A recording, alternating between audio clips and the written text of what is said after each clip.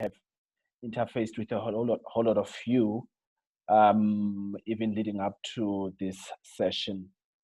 I just want to say in the opening that welcome and thank you so much for responding to our invite when we called and invited you to join us, that you heeded the call and you are here with us today.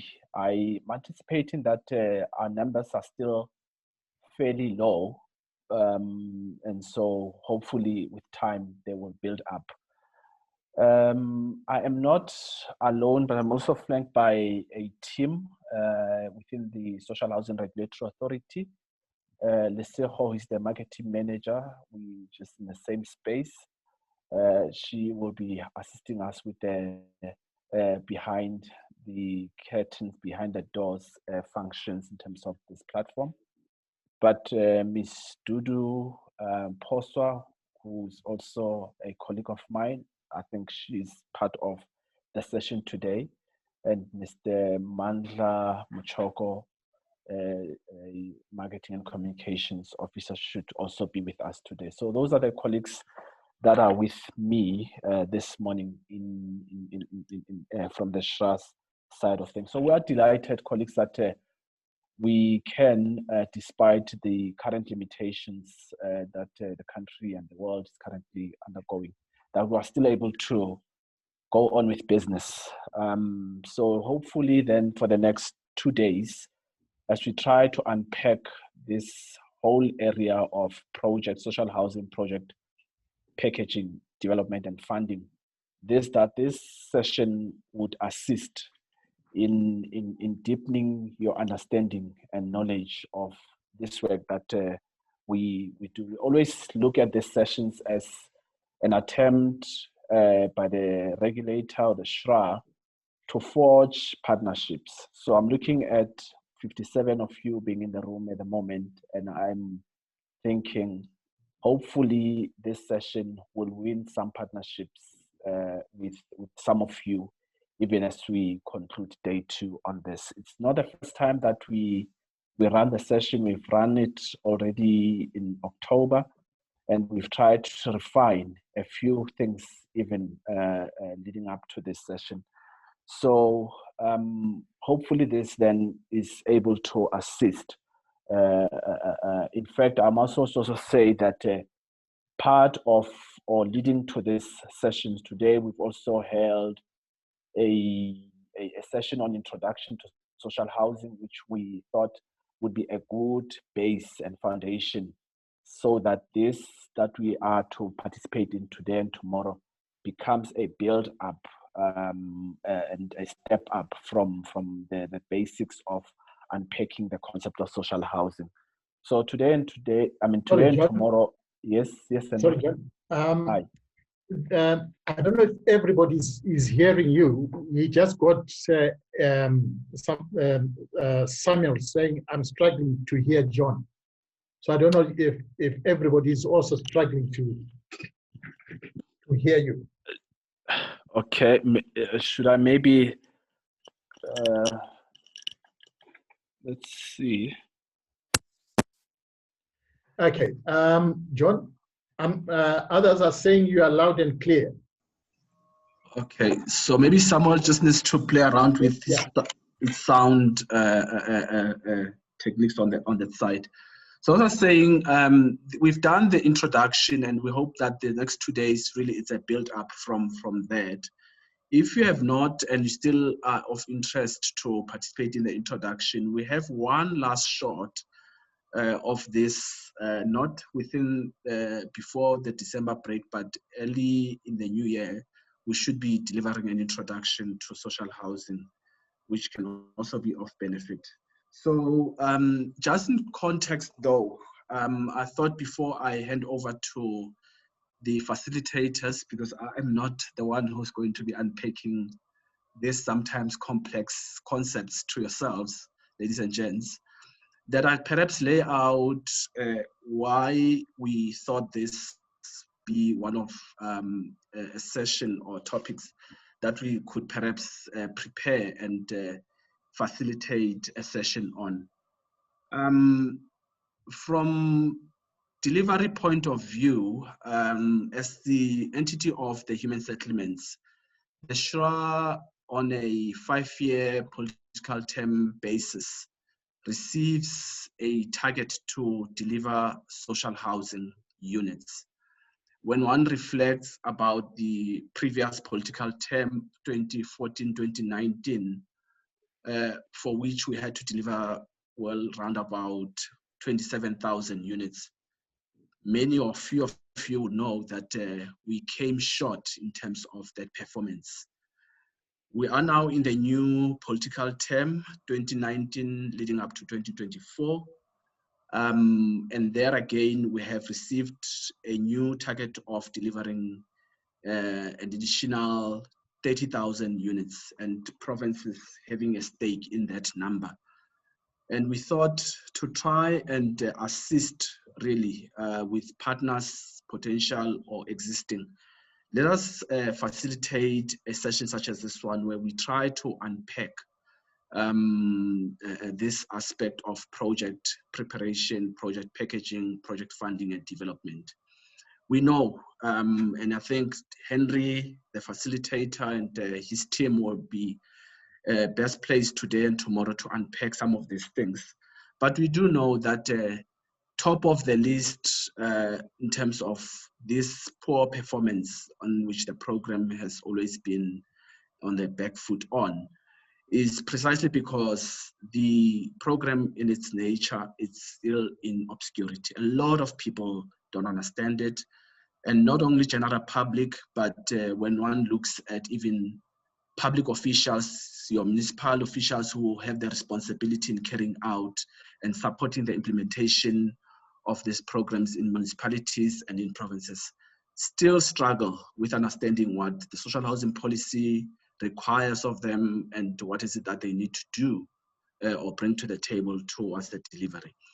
So that is one of the big and top of the list, I think, aspect that has really put us in the back foot. But a whole range of other issues, I think, when one looks at both technical and financial viability point of view, when one looks at municipal statutory approvals, the delays that are there, and even when the project has been approved for the grant funding, which we'll talk in detail about, we do find that some of the projects have halted because of the developers or developer going belly up.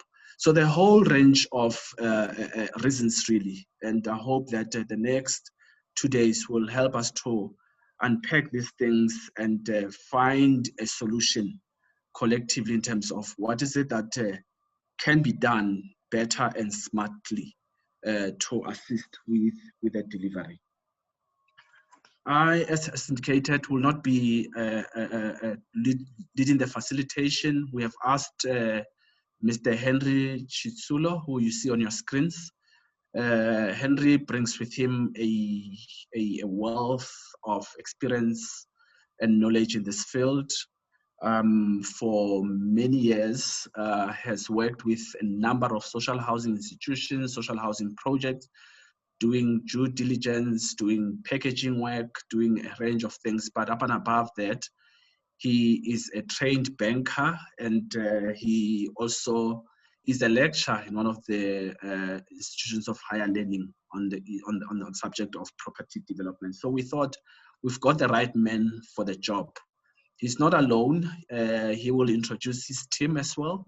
We'll be assisting him with the delivery of this content for the next 2 days. Before I hand over to Henry, just in terms of logistics, and I see that everyone has already done so and observed protocol, let's all keep on mute so that we can secure the quality of the call. And the session itself will be a recorded session, and we will release the link to the recordings right at the end of the 2 days. Another thing that we'll still release to you is the presentation. We thought let us delay the release of the PowerPoint presentations, rather keep those as a center point focus for ourselves for the next 2 days. And on day 2 or day 3, we then would release those to you. By now, you should have received, as you had received a link to this session, should have received all range of materials, handouts, tools, which Henry will also be explaining in terms of how do they fit in this whole mix. So that is that. I will be present throughout, and in fact, I think Henry will allow me an opportunity tomorrow, right at the closing, to give the closing remarks, because I also want to direct our way forward in terms of, now that you have received all this information, how do we then move forward? What is the next logical step that can assist all of us to move forward? And perhaps from this session, as I say, we have a partner or two that we can talk of a project being delivered in the next 1.5, 2 years or so. So Henry, on that note, I want to ask that you take center stage. Thanks. Thanks, John, for that introduction. And once again, welcome to you all participants for the next 2 days, where basically we're going to unpack what we call Quick Scan B and Quick Scan C. As part of your project submission to the SHRA, one of the requirements is that you need to complete what is called Quick Scan A, and then you also need to complete Quick Scan B. And Quick Scan B, we're basically talking about project viability or project feasibility. And then the Quick Scan C, right, which to a number of, or to some of you might sound daunting. That's where we'll be talking about the numbers. Your debt service cover ratio, your IRR, your cost to income ratio, and your maintenance reserve. So this will be covered tomorrow by my colleague Komotso, but today we are going to focus on what we call Quick Scan B. And what I would like to do is just to share with you, I think, so basically this document is going to be sent to you. So these are SHRA's requirements. So basically what you have is you've got your Quick Scan A, which deals with your statutory and your governance, and then where you need to complete what is called Quick Scan B, which basically talks about the project, where the project is located, the delivery agent, project funding, the municipal support, and all that. Then you've got the Quick Scan C, which is going to be talking about the numbers, the bank support, and all that. So just by, I just need to find out how many of you have found, completing of Quick Scan B and C quite an easy task. Has this been a walk in the park, especially when you have to complete these two, Quick Scan A or Quick Scan B? I just wanted to, just by show of hands, whether this has been very easy when you complete your Quick Scan A and B.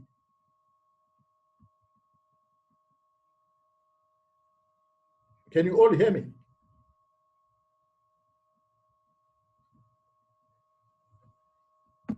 Okay, so for a number of people, Quick Scan B and Quick Scan C has always posed a number of problems. And this is why we are having sessions like the one that we're having now, so that we can assist you to be able to complete both QuickScan B and QuickScan C. And I've got this video that I just wanted to actually share with you.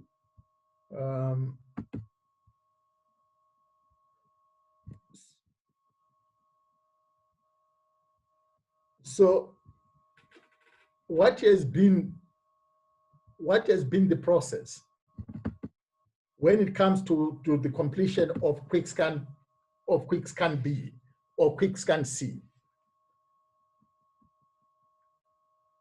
I hope you are able to see this slide.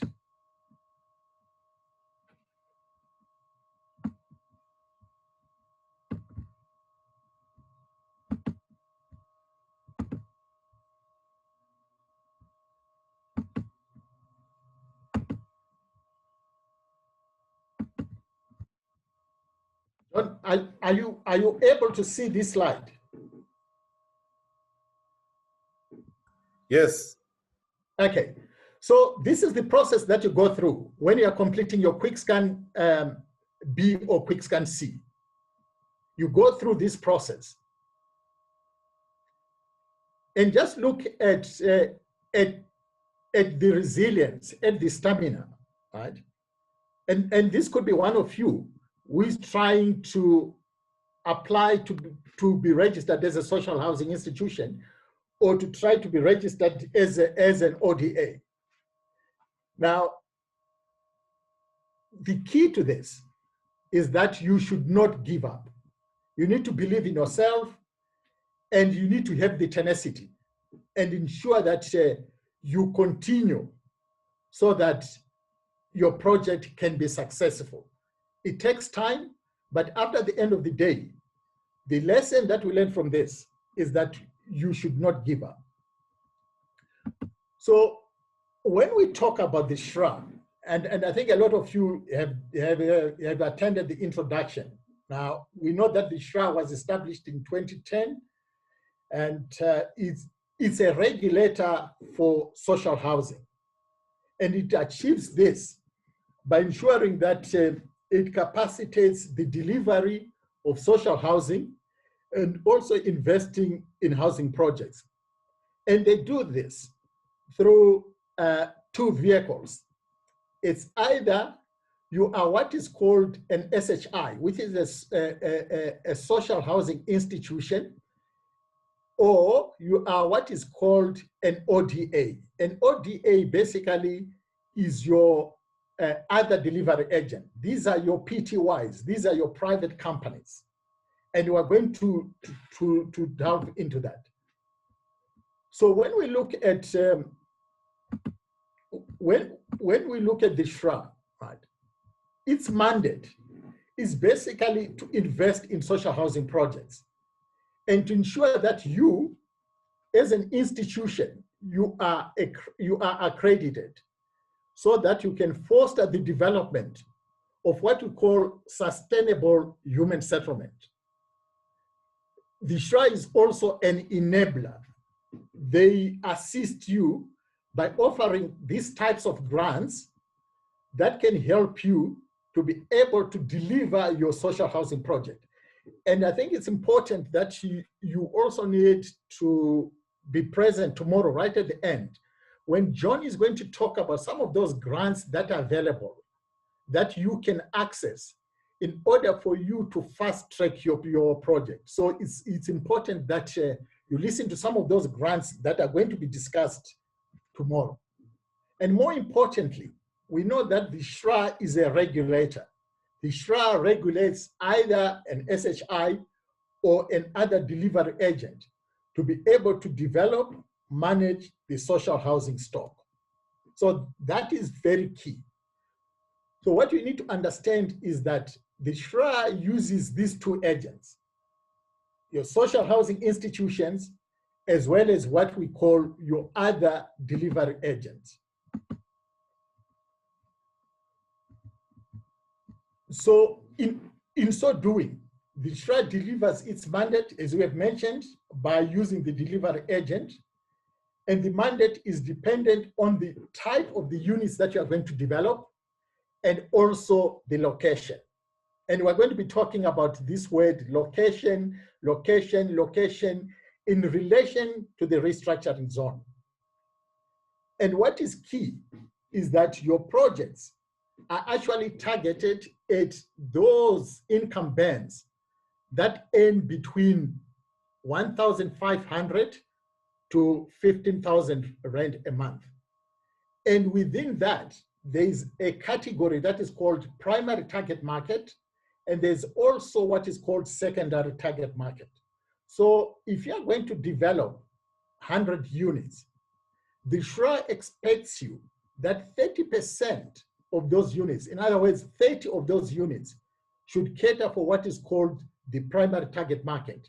And the balance becomes your secondary target market or your secondary beneficiaries. So projects also have to meet certain criteria, which we call the minimum investment criteria.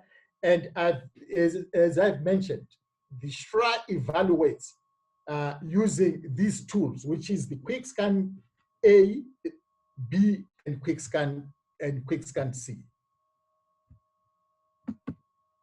So the project must be a medium to high rental stock. The project must be, like what I said, qualifying buyers, and should be targeting both primary and secondary beneficiaries. And this is very important because I often find a lot of people that says, you know what, I found this project, good location, it meets everything. You know, geotech report has been done, but the project is not in a restructuring zone.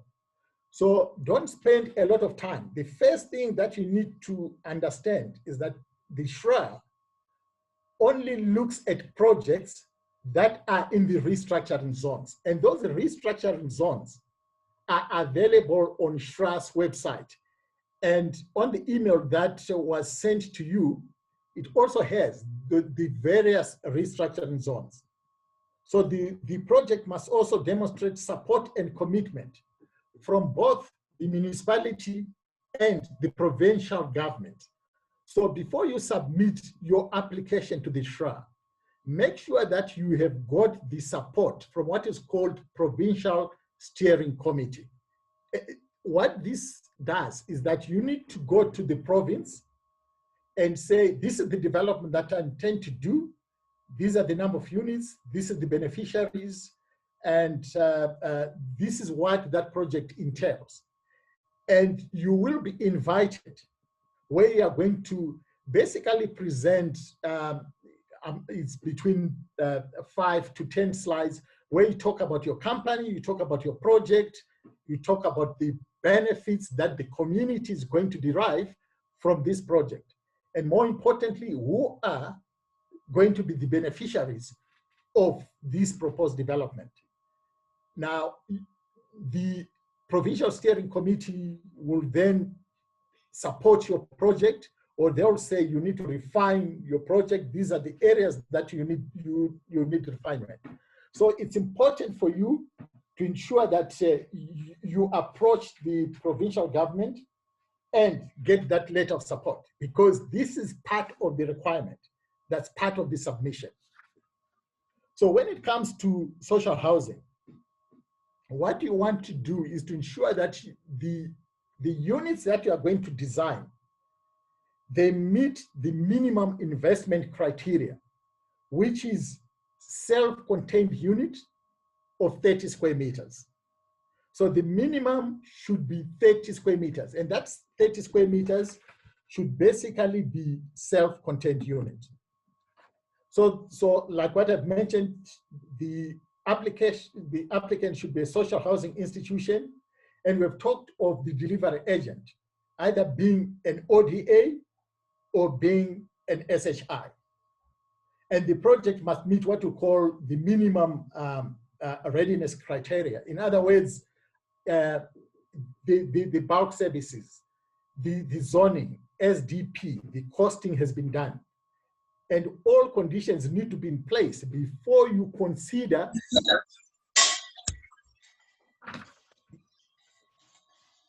Yes, Mr. Mkonza, I can hear you. Hello? Sorry, my apologies. I didn't mean to raise my hand. You can carry on. No, it's fine. Okay, so all conditions need to be in place before the consideration of your project for support. Now, this slide is actually very important. So these are the steps that the SHRA will go through. When you submit your application, right? The SHRA will accept your application. And let me say, everything else being equal, right? It should take the SHRA at least 90 days to look at your application. So the application includes submission of your QuickScan A, which we've mentioned, and it also involves your QuickScan B and QuickScan C. So your SHIs and your ODA that wish to apply for funding must submit project to the SHRA pipeline. And we're going to go through this SHRA pipeline because it's important. A lot of people submit application to SHRA, and sometimes we forget that when we submit these applications, we are not submitting to a net bank or a standard bank where we expect an answer within 2 weeks. So we need to understand those SHRA processes that by and large, the processes actually take longer than your normal funding institution. And this vuvuzela shows what the SHRA looks at. When they receive your application, there is the pre-screening phase, there's the minimum investment criteria, there's the assessment that they need to go through, and then there's the technical evaluation committee, and then your project then goes to your investment committee, and then to the council, and the council is basically the board of SHRA that then accredits your social housing project or your company so that you become a recipient of what we call the consolidated capital grant, which is currently at 271,867 rand.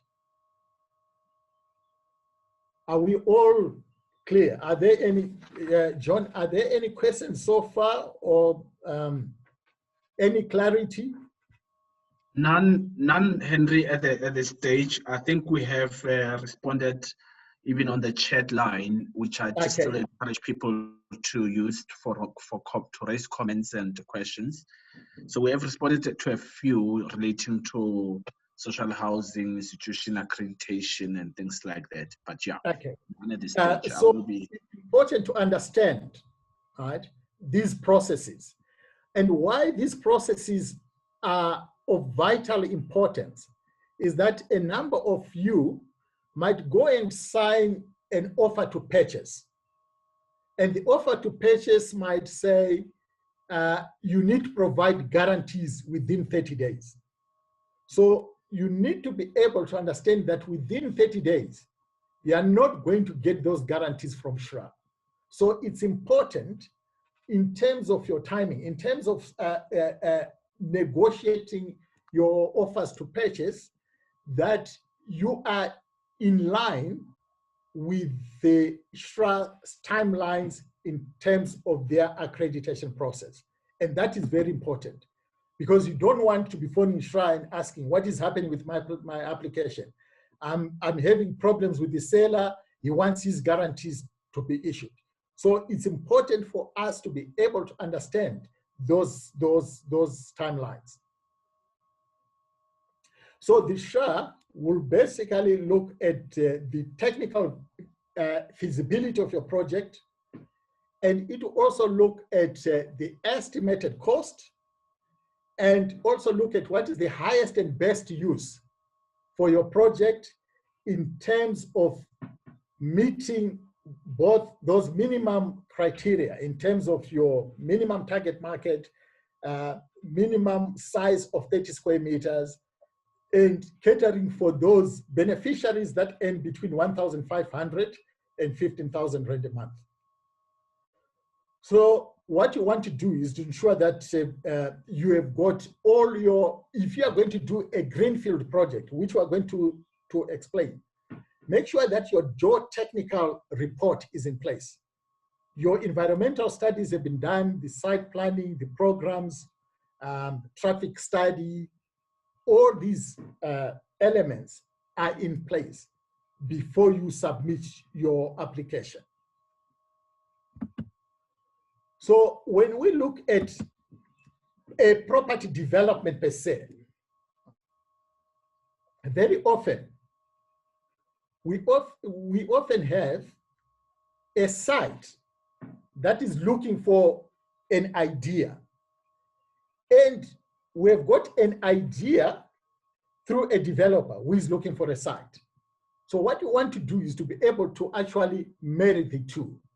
If you look at a number of the municipalities, right, they have got the sites, but they're looking for ideas. And you as developers, you have got the ideas, but you're looking at you're looking for the site where you can execute your project. So it starts with the idea. You then develop that idea and say, this is a social housing project that I'm going to do.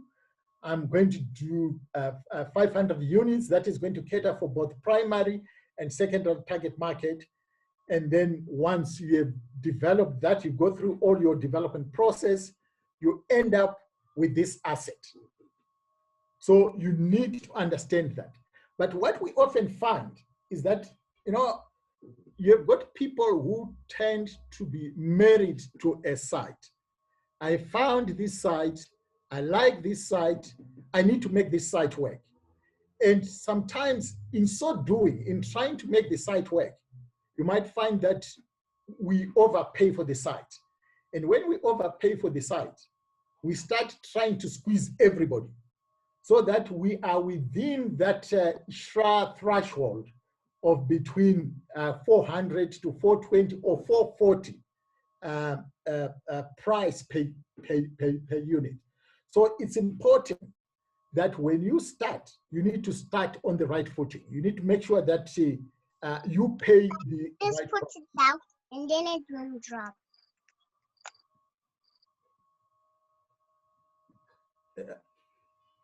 John, maybe can you just make sure that all the participants are on mute? Yes, so what we'll do just now, we're going to mute everyone. Yeah, so unmute yourself, Henry. Sorry for that glitch.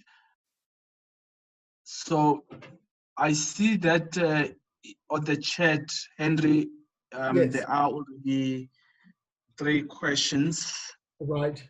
Susan is asking a question: what's the relation between the SHRA and the Rural Housing Loan Fund?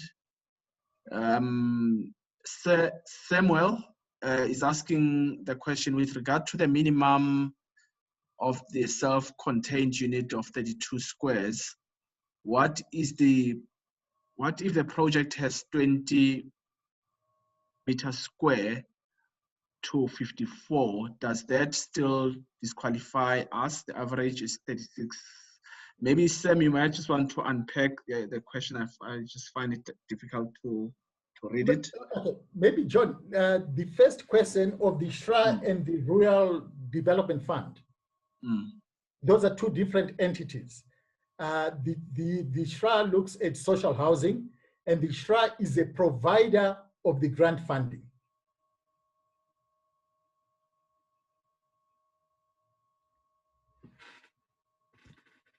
Samuel, so you were asking if what is the minimum? The minimum size of these units should be 30 square meters. 30 square meters, that is self-contained. That's the minimum size. So when you go through, when you start putting your scheme together, make sure that you conform to the minimum requirements in terms of the design. So start to ensure that your primary target market, because you've got income bands, and we're going to be talking about these income bands, and also the rental ranges, where you've got within your primary target market, you've got primary target market 1 and primary target market 2. Within your secondary, you've got secondary target market 1, 2, and 3. So you want to design, you want your architect, you want your professional team to be able to design this so that it meets those minimum requirements. And I see Samuel, I've seen that Tapiwa, who I've worked with, who is an architect and has done a number of social housing projects, is also in the audience. I'm not here to sell Tapiwa, I know him, but he has done a lot of those projects and he can assist you in ensuring that you design. Because remember, one of the things that we want to do for your project to be viable, you also want to bring the right team. So you need to ensure that you bring a team that understands the design of social housing. When it comes to this design, don't bring Bentel Abrahamson as the architect. They specialize in retail. If you are going to do Clearwater Mall, yes. But when you want to do a social housing project, get architects that understands the workings of SHRA as well as the minimum requirements that are needed. John, there was another question, the third question, or has there been more chats? If you can unmute, John. Yes, there was a question from Tapiwa who's asking that there has been talks that SHRA will be introducing micro units at say 16 square per dwelling. Is this true or not? I don't know if you've dealt with that, Henry. And Lolo is also asking the question, does SHRA support a developer with service land, but find it difficult to package the application, etc.? Okay, maybe let me ask. Let me answer Tapiwa's question. There has been those discussions, but nothing has been finalized. I mean, I know that a number of people are looking at those micro units, but as for now, SHRA is looking at minimum size of 30 square meters. I mean, it's like SHRA has also been looking at student accommodation. And there's been some discussion, but nothing has been finalized in terms of the micro units of 16 square meters. And for now, we need to follow the minimum criteria, which is 30 square meters.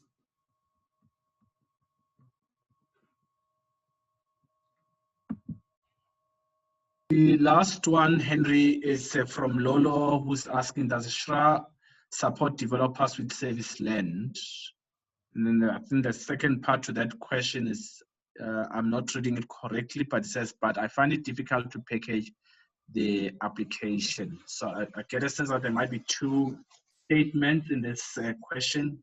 One is a straightforward question, whether the SHRA supports developers with service land.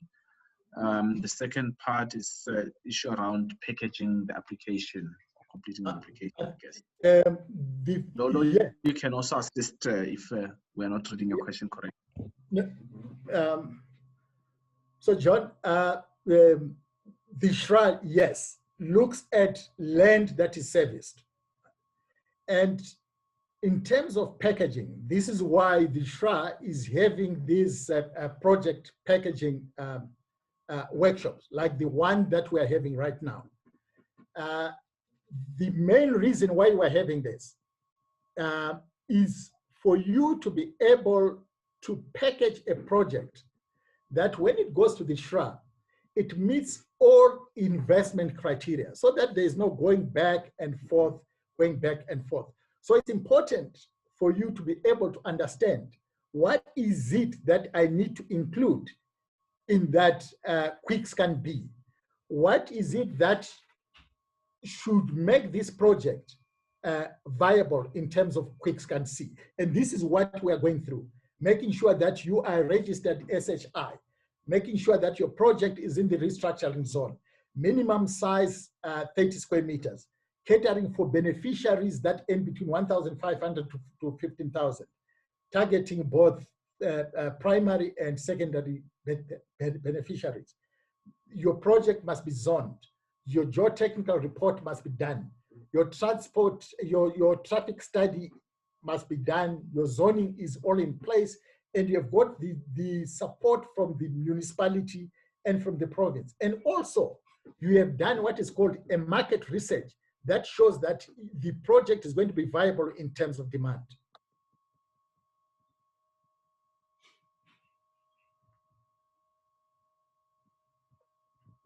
John, can I move on? Yes, please. I think what we will do, maybe you go through a number of slides and pause, because I think in the interest of time and structure, let us only have a segment for questions and answers. We will record the questions on our side so that we sensitize you when we get to that point, which the question that came in. Yeah. Okay, so when it comes to site identification, when it comes to the SHRA, you either have what is called a greenfield project or a brownfield project. Greenfield is basically your virgin land, where you're going to start from scratch. And a brownfield is where you might be buying an existing building, where you're going to convert that building from either offices or from industrial into social housing project. What is key with a greenfield project is that you want to make sure that the zoning is in place and the geotechnical report has been done. You don't want a situation where you are going to do all the numbers and find that you are going to develop on dolomite. And that is why it's important for you to do some of those due diligence upfront.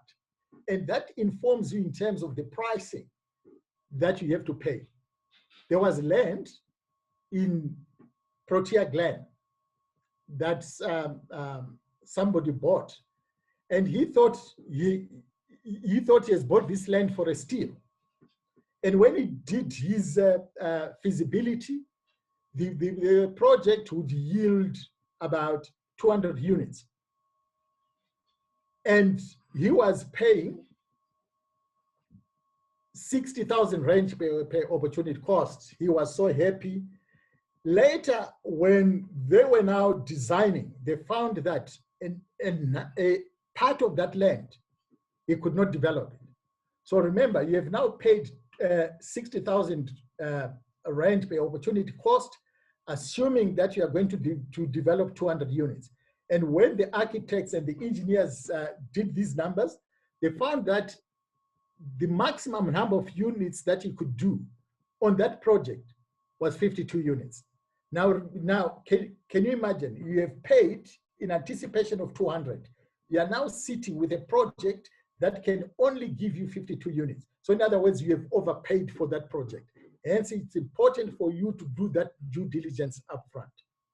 With your brownfield project, you want to make sure that there is what is called a structural integrity report has been done, and this will be done by a structural engineer. Like what you have mentioned, project location is very important. Your restructuring zone in alignment with the municipality, your site characteristics, closer to amenities, environmental consideration, and also when you are going to be looking at this, make sure that the special development framework is adhered to. And when we speak of site location, right, let's avoid, I don't know with that the 40 by 40 syndrome, where you are going to develop in a 40 square meter house or 40 square meter apartment. This is how they would, this is how developers were doing. 40 square meter house, which is 40 kilometers away from place of employment. And in that area, 40% of the area is 40% of the residents are unemployed. You spend 40% of your income on transport, and you find that this development has been constructed by people that drive 4x4s. So we need to avoid that. We need to be able to develop in an area where there are amenities, where they are closer to transport routes. Remember, we spoke about the restructured zone, the project location, and some of you have also heard about these mega projects that the government has initiated. In a number of those mega projects, there is also opportunities to do social housing. And looking at those restructured zones, this is just a map of some of the restructured zones. And I've mentioned about linking transport to real estate. You need to be closer to amenities. You know, if you are doing a development that is close to a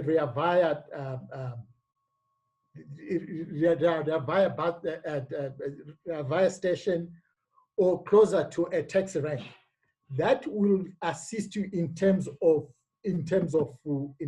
your demand. So think about transportation. Think about your development.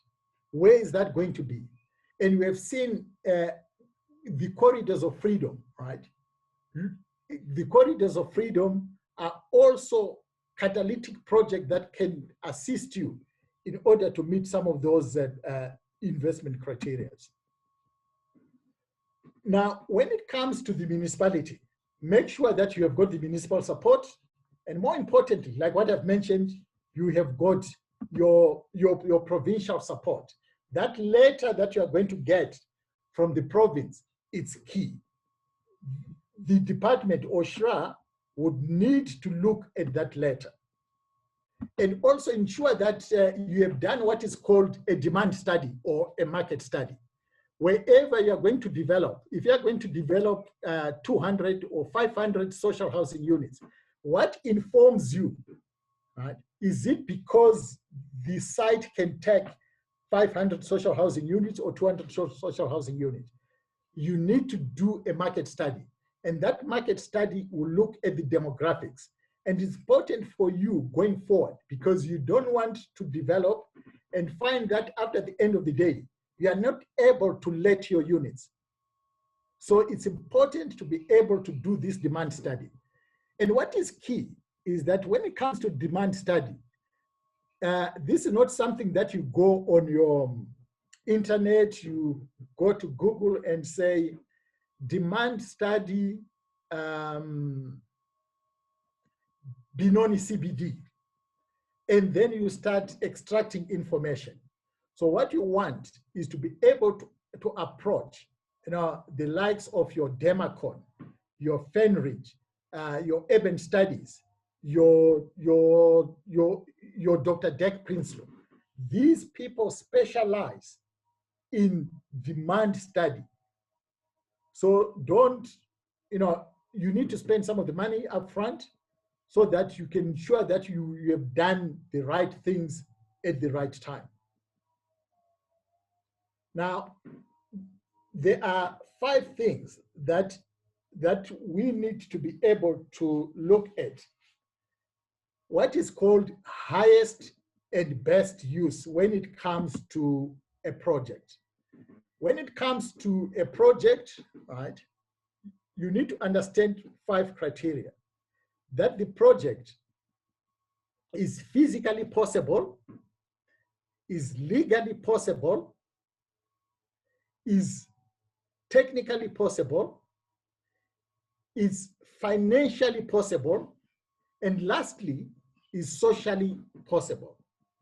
And that gives you what is called the highest and best use when it comes to your site identification.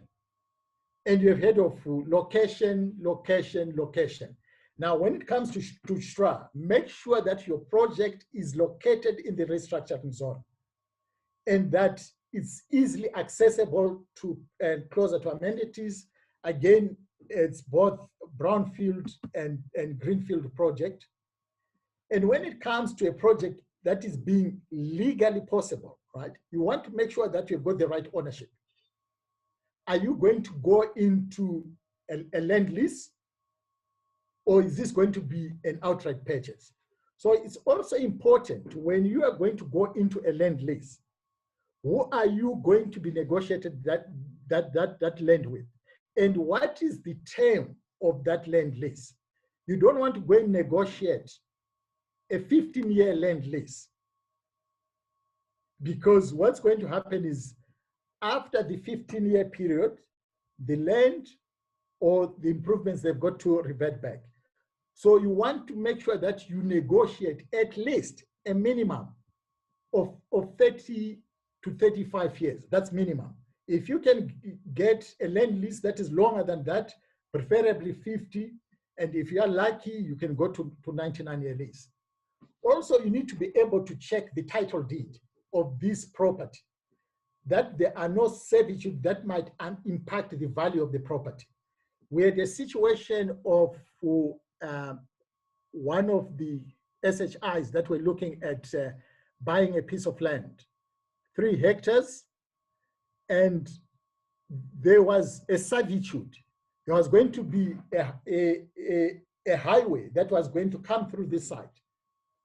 Now, can you imagine you have paid, and then 5 years down the line, you've got this development, and SunRail says, by the way, we are going to start now with a extension of M17 or R28, and this road is going to pass through your property. So please spend time, look at the title deed. Ensure that the property, again, like what you said, is in the restructuring zone. You want the letter of support from the government, and you want to ensure that your town planning is in place. Your SDP and your heritage investigation and your vacancies occupation. What is heritage? Right? These are buildings that are 60 years and older, or building where there is some architectural, right? Especially if you look at Cape Town, for instance, a number of those buildings in Cape Town, they are of heritage nature. And you also have those buildings that, you know, like for instance, there was a building in Berea where I think some of you might recall, Nkosi Johnson used to stay there. And that building became of heritage nature. And somebody bought the building and did not realize that it's of heritage nature. And their intention was to demolish. And the heritage people said, no, but you can't do that. This is a heritage building. You can develop, but you need to leave this building. So make sure that you check all these things up front. So it's important to do your analysis. Remember, your project must be physically possible. It must be legally possible. And the next thing is, it must be technically possible. In other words, the design. That's when you need a professional team that has got the qualifications, that has got the experience.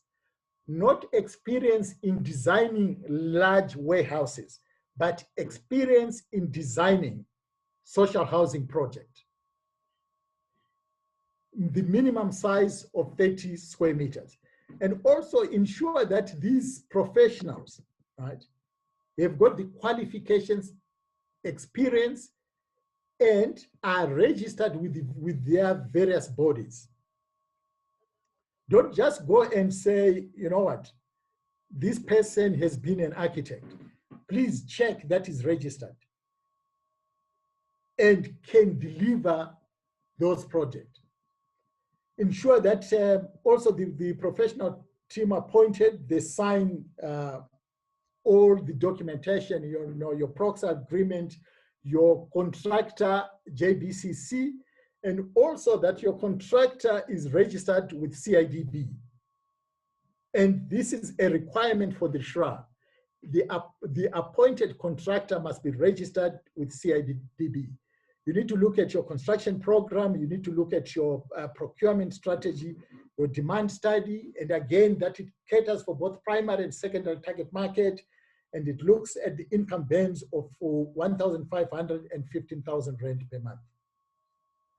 What was interesting is I was doing a due diligence on one of the social housing projects and around the city deep area. And when I went there, I went on a Saturday. And what I found is that the parking was full, and there were a lot of German cars that were parked in this. So I asked and I said, I mean, are these visitors? And they said, no, no, no. These are tenants. These are the people that are occupying these social housing projects. And then I asked and I said, so these are people that earn between 1,500 and 15,000 that are driving Q5, that are driving X5s and all that. So look, it's important that you cater for those primary target markets. You cater for that income bands. And by the way, the SHRA, remember what we have said, they are a regulator. They are going to come and check in terms of the income bands of your prospective tenants. When it comes to the financial viability, all right, make sure that when you buy or when you make an offer for your land, it's reasonably priced. When it comes to a greenfield project, SHRA has got this number, right? Your opportunity cost of land should be 30,000 per opportunity cost. So what does this mean by opportunity cost? So let's say you are going to buy land that costs, let's say, 2 million rand. That's the cost of the land. And you are going to develop 100 units. So basically what you do is you take 2 million rand, which is your purchase price, divide that by the number of units. And that figure gives you what is called your opportunity cost of land per unit. So if you take 2 million divided by 100, it gives you 20,000 rand per opportunity cost. So in other words, you need to be able to allocate, according to SHRA, up to 30,000 rand per opportunity cost for land. So if, let's say, you go and buy that same piece of land and you pay 5 million rand for it. Again, you divide by 100. So what you are paying, your opportunity cost of land is basically 50,000, which then becomes expensive. And when you have started on a wrong footing, you are now going to be negotiating with your professionals to cut their fees. You are going to be negotiating with your contractor to be able to cut fees or even to cut this spec. So make sure that when you make that offer to purchase, you have done your minimum investment criteria and ensure that you have not overpaid for that land. And we are all interested in this magic number that we are going to get from SHRA. Consolidated capital grant of 271,867. So this is the amount that you are going to get from SHRA for your project. So if you are going to do a project that is going to cost you, let's say you are going to do those 100 units. So SHRA is going to give you 271,867, right? So from the SHRA, you are going to get a total grant of 27.1 million. And let's assume that your total project is going to be 40 million. So which means the balance of that, right? The balance of that, which is about 12.8 million, is going to be a combination of equity or debt. So the SHRA grant is fixed. So it will be the equity and the debt that you need to ensure that you then get to the 400,000 rand per opportunity. You also want to ensure that you've got what is called a term sheet. A term sheet is what you get from either the bank or the likes of your NHFC or your NEF. And if you are an ODA, you need to contribute a minimum of 20%. So if you are going to be doing a project that's going to cost you 100 million rand, the SHRA expects you to contribute 20 million rand.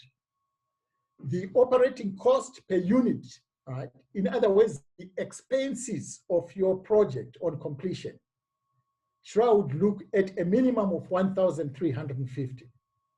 And as we have mentioned, the price per unit ranges between 400 to 440 or 450 per unit. We've spoken about qualifying buyers. There's also what is called debt service cover ratio. Debt service cover ratio should be 1.3 to 1. So debt service cover ratio is the amount that you are getting, your income should actually be 1.3 times what you are paying back to your funder. Either it could be Nedbank, or it could be NHFC, or it could be NEF. So we want to ensure that you arrive at this minimum debt service cover ratio of 1.3%. So you've got sufficient income. And also when you look at your feasibility, you want to allow for vacancies.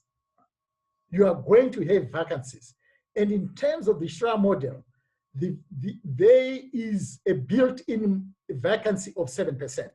So what the SHRA is going to say is 7%.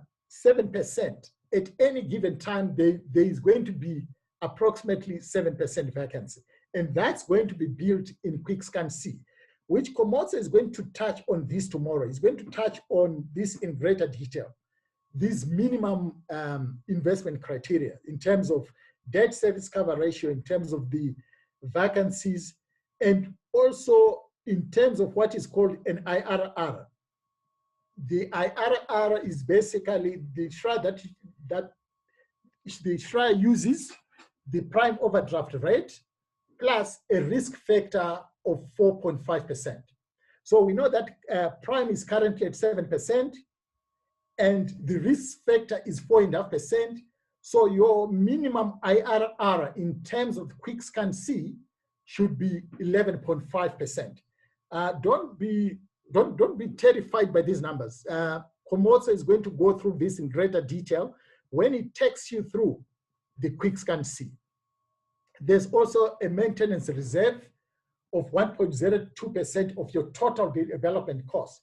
That should form part of your maintenance reserves, and you need to do what is called a SWOT analysis. You need to look at the strength, the weaknesses, the opportunities, and the threats. And also look at what are the risks associated with the development that we're going to be doing. And what we're going to do is, as we go through this, we're going to look at some of those risks that is involved, especially when it comes to construction. And lastly, remember what you have said. The project must be physically possible, must be technically possible, must be financially possible, legally possible, and it must be socially viable. So in other words, your project must talk to housing alleviation. We know that we are facing unprecedented shortage of housing. So by your project, you are also helping SHRA to meet those minimum housing targets that the SHRA need to meet. Job creation, both during construction and post-construction. Also minimum size that we've mentioned, self-contained unit. And when you design your project, make sure that you also cater for your play areas. And you'll see that in a number of the zoning that the municipalities are having, especially on some of the projects, they would say that you need to put aside 250 square meters for a play area. So when your architect designs this, he's going to ensure that you also meet the social aspects. And that is very important when it comes to your highest and best use. So what I want you to remember is 5 things. That your project must be physically possible, legally possible, technically possible, financially possible, and last but not least, it must be socially possible, or in other words, it must be socially viable. We've also mentioned about town planning. And it's interesting to see that in South Africa, town planning works in reverse. If you look at this slide, right? In South Africa, very often, we start by occupying. We occupy the land, and the next thing is we build. This is what we're going to build. We built this nice penthouse, or we put our shake there, and then we realize, but we haven't got services. And what do? We then go and burn tires so that we can get the services. And then we then bring town planning. So we need to ensure that we don't work in reverse. We need to start with the town planning. We need to start with the provision of services. We build those houses, and lastly, we occupy those units. And by the way, if you look at this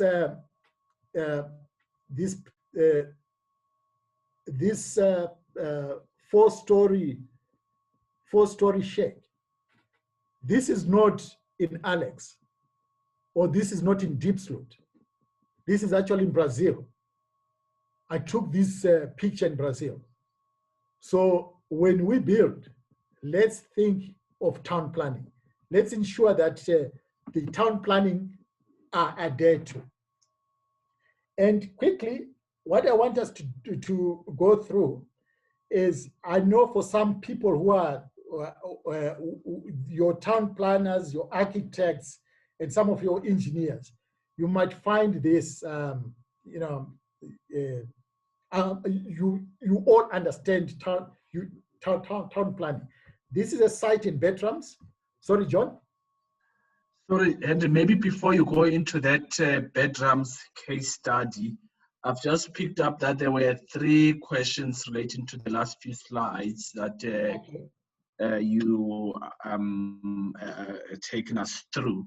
The first question really is around the non-disclosure by the land sellers, and Samuel Busisa is asking, with regard to doing due diligence, do we have government or provincial departments where we can get information about failed projects or projects that were planned, submitted, but then did not lift off the ground?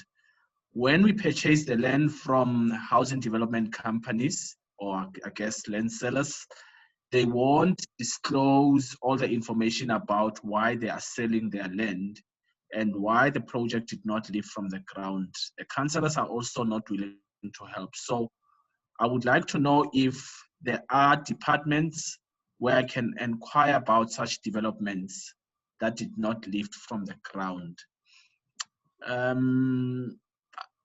I don't know if you want to respond to that. The second one, I think it's a straightforward one. Let me respond to that. So basically, when you go and buy land, right? And I think this is particularly with regard to greenfield project. So the first thing that you need to check is, what is this land zoned for? If that land is zoned residential 3 or residential 4, which allows you to do social housing projects, right? The next thing that you need to ask yourself is, why has this not been developed? Is it because there are no services? Is it because there's something to do with the land in terms of geotechnical, the geotech? Is that in area that is dolomitic? And then once you start questioning those things, right, it will inform you to say, why has this land not been developed? Is that an infill, right? In other words, you might have a built area and there's this land that has not been touched. And you might find that it might have to do with the zoning. And also what you don't want to do is, you don't want to go and buy and find that this land has not been zoned. It's zoned agriculture, or you have got to rezone that, because that process can take you between 6 months to about 24 months. So you need to be able to do what we call your DD, your due diligence. There isn't what I call a database that says there was a failed project which was proposed here.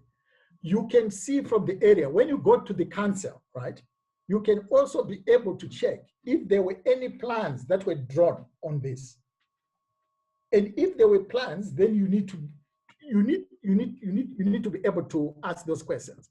But that should be part of your due diligence before you even make that offer to purchase, before you even say, I'm going to pay 30,000 rand per opportunity. So the second question is just around the opportunity cost aspect that you dealt with.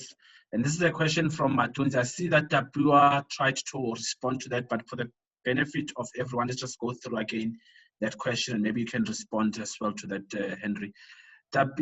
Matunzi asks, does the opportunity cost of land depend on the services already available on the land?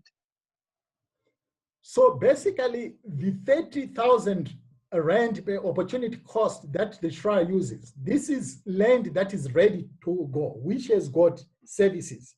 So if you are going to do a greenfield project, right? In other words, if you are going to be buying land, make sure that there is available bulk, right? There are available bulk services where you can, all what you need to do is just to connect. So the 30,000 is where, when it's approved, right, you are ready to start the development. You don't have to start, trying to install bulk services. You want to ensure that the bulk services, they are available in the area. All what you want to do is to be able to link or to connect those services. Sorry, the correct person who responded to that was actually Musi, so I just need to give credit to SHRA in regard to Matunzi's question. The last question before you move on, Henry, is from Sami Khan, who's asking, hi, Henry, could you please provide more detail or some details around the estimated operating cost per unit? He says, for primary beneficiary rental income, this average seems high. Thanks. Okay, that's a very good question. That's a very good question. And so basically, in terms of quick scan C, right? Remember, when we are looking at this development, we are looking at this development in its entirety. In other words, we are looking at it as one project. So although you have got primary and secondary target market, right, we are looking at this as one. So what you often have is, sorry, John, I'm just going to share this screen, all right? Can you all see this screen?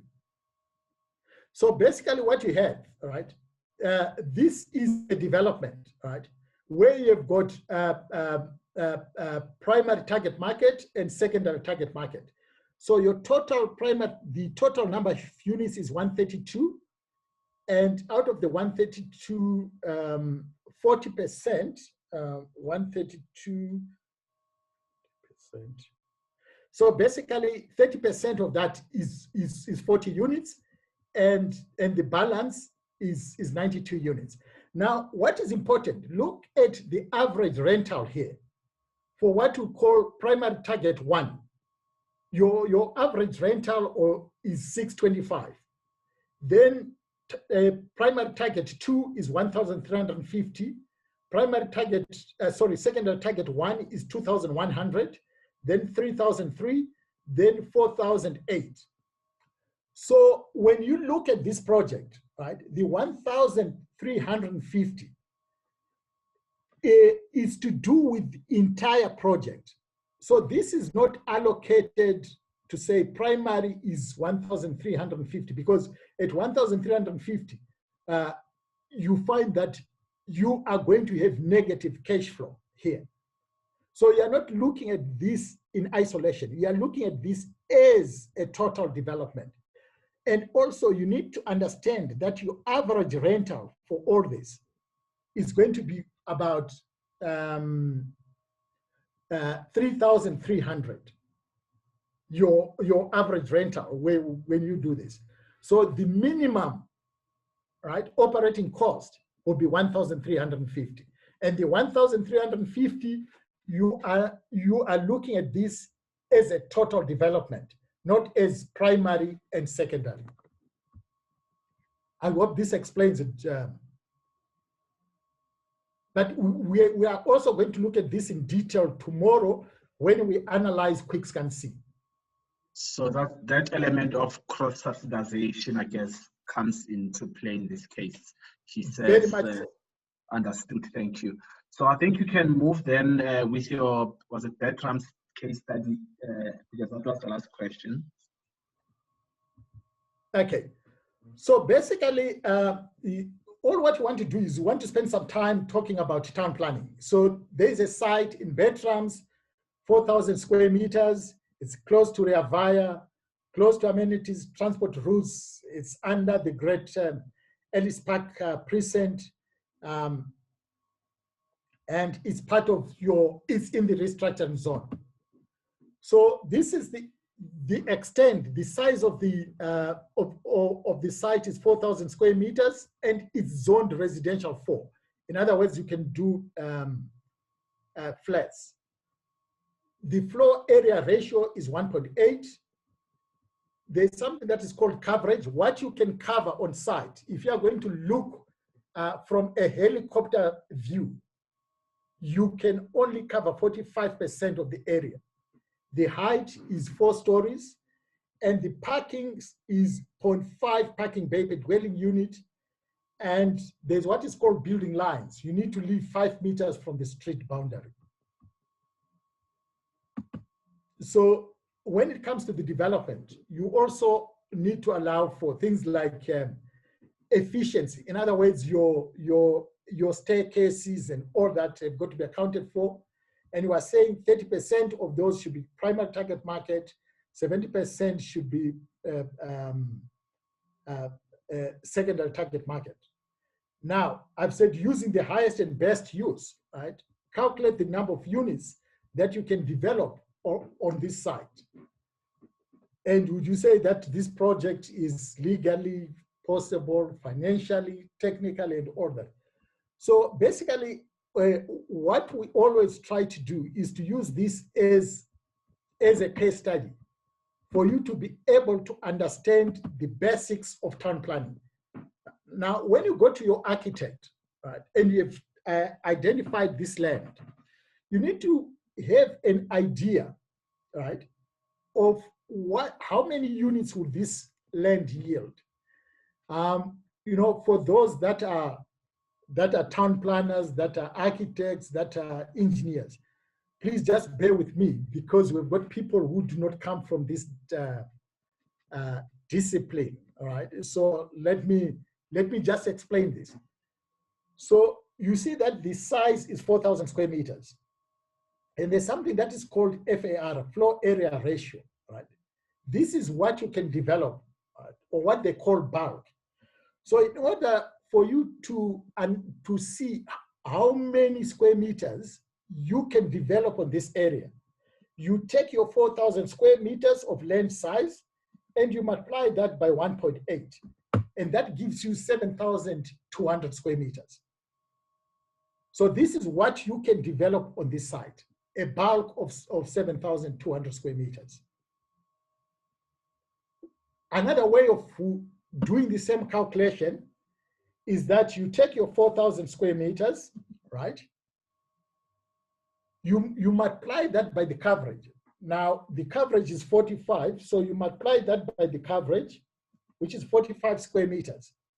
And then it gives you a number of 1,800.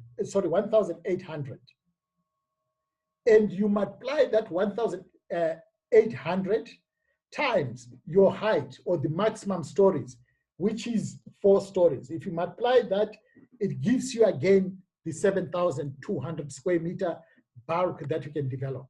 So what we are saying is your coverage, right, is 1,800. So on ground floor, you are going to cover 1,800. Your second floor, you are going to cover 1,800, 1,800, and 1,800. So the total being 7,200. So what you need to, once you have done this calculation, you say to yourself, okay, so this is my bulk, right? 7,200. That's what I can yield. Now, I need to allow for, you know, your efficiency. In other words, your staircases and some of those things, your passageways. And let's say I allow 15% efficiency, right? I'm now left with a total of 6,120. And if I assume that my average unit, remember that the minimum size for your primary target market is 30, and your secondary, it can be 48. Let's say your average square meters, right, for your development is going to be 45 square meters. You then divide this 6,125 by 45. So roughly, it gives you a figure of 136, right? And remember, this is for your calculation. This is for you when you want to make an offer, right? And then you say, okay, I might yield 1,000, give or take 136 times 30,000 that the SHRA uses per opportunity cost. So the maximum that I can pay for this land in terms of this is about 4,000 square meters. But remember, you are going to negotiate. So the amount that you know that the maximum that can make this project work is 4,000, is 4 million rand. You then need to start negotiating. Anything above 4 million, you are overpaying. So you want to be able to negotiate below that. So this is to help you in order to understand how you can arrive at the price that you can pay per opportunity cost. John, sorry. Hi, Henry. Sorry, John. I just want the participants that they've understood what I'm trying to explain here. Because it's important when they make those offers to purchase, especially when it comes to greenfield project. Are we all happy with this? I see that Tapio has asked a question. I stepped out of the room a little. So I'm assuming that it would relate to what you asked. In fact, Tapio, I don't want to misread your question. If you don't mind unmuting yourself and just reading out for us the question. Okay, my question, Henry, is got to do with those, let's say the 33 square meter and the 44 square meter. Just for clarity purpose, is that the internal usable area or the gross area including the structure?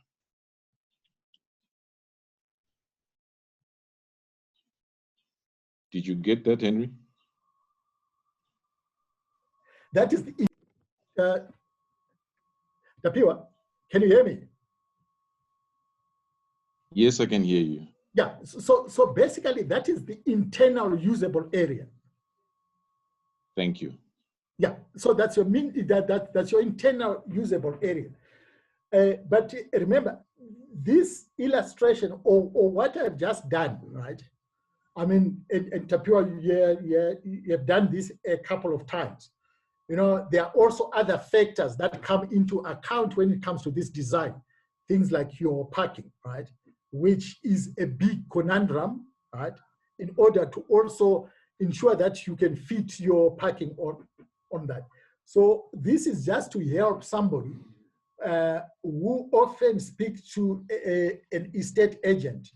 And an estate agent will always tell you that, you know, this land is very expensive and there are a lot of people that are looking for it, and already has got 3 or 4 people that are looking for it. So don't be put under pressure. You need to tell them that you are going to do your calculation, you are going to do your due diligence analysis, and you are going to tell them what you can yield, the number of units that you can yield on this. But the minimum sizes refers to the internal sizes. Luanda is asking if the recordings will be shared. I did indicate at the beginning, colleagues, that we will share this after day 2, just so you also have an opportunity to go through some of these things at your own leisure.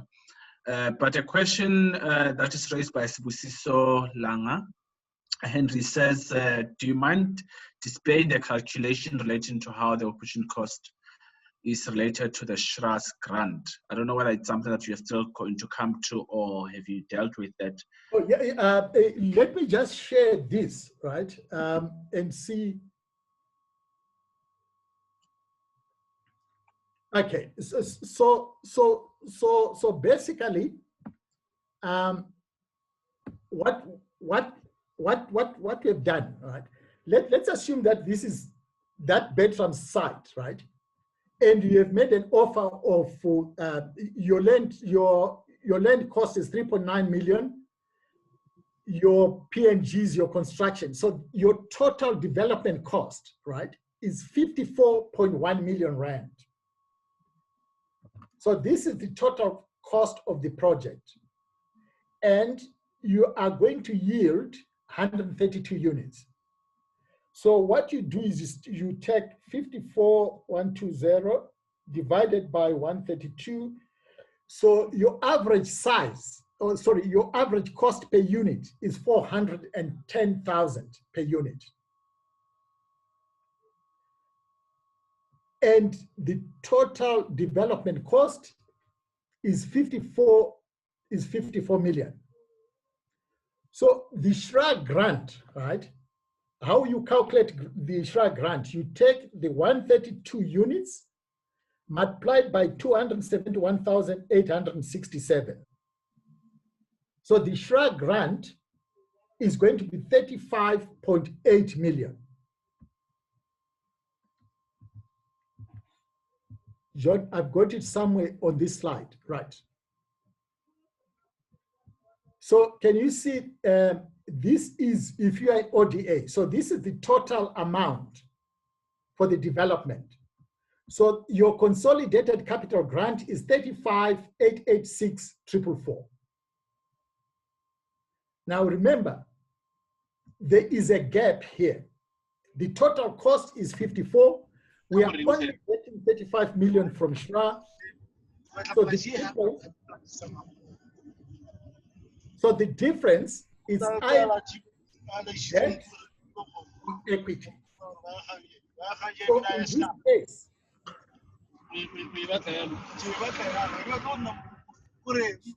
John, there's somebody. Poitseho, if you can hear us, you are compromising the quality of the call. If you can just mute, sir. Poitseho, please. Lesego, if you can hear us, please mute everyone, and Henry, just unmute as well. Because I'm not a co-host. I've not been given co-host rights, so I can't do some of these things, unfortunately. John, can you hear me? Yes. Okay. So basically, your total development cost is 54.1. This is the total consolidated capital grant that you're going to get from SHRA, which is 35,886,000. The balance will either be a loan or debt funding, or there might be a requirement for equity contribution. And this is how you calculate the SHRA grant. The SHRA grant is fixed. Is that all, Henry? Yes. There was just one last question by Suli, who says, please go back slightly to offer to purchase for greenfields. Someone specific is also asking, but I'm going to allow him to just perhaps read out his question. But let's just first deal with Suli's one.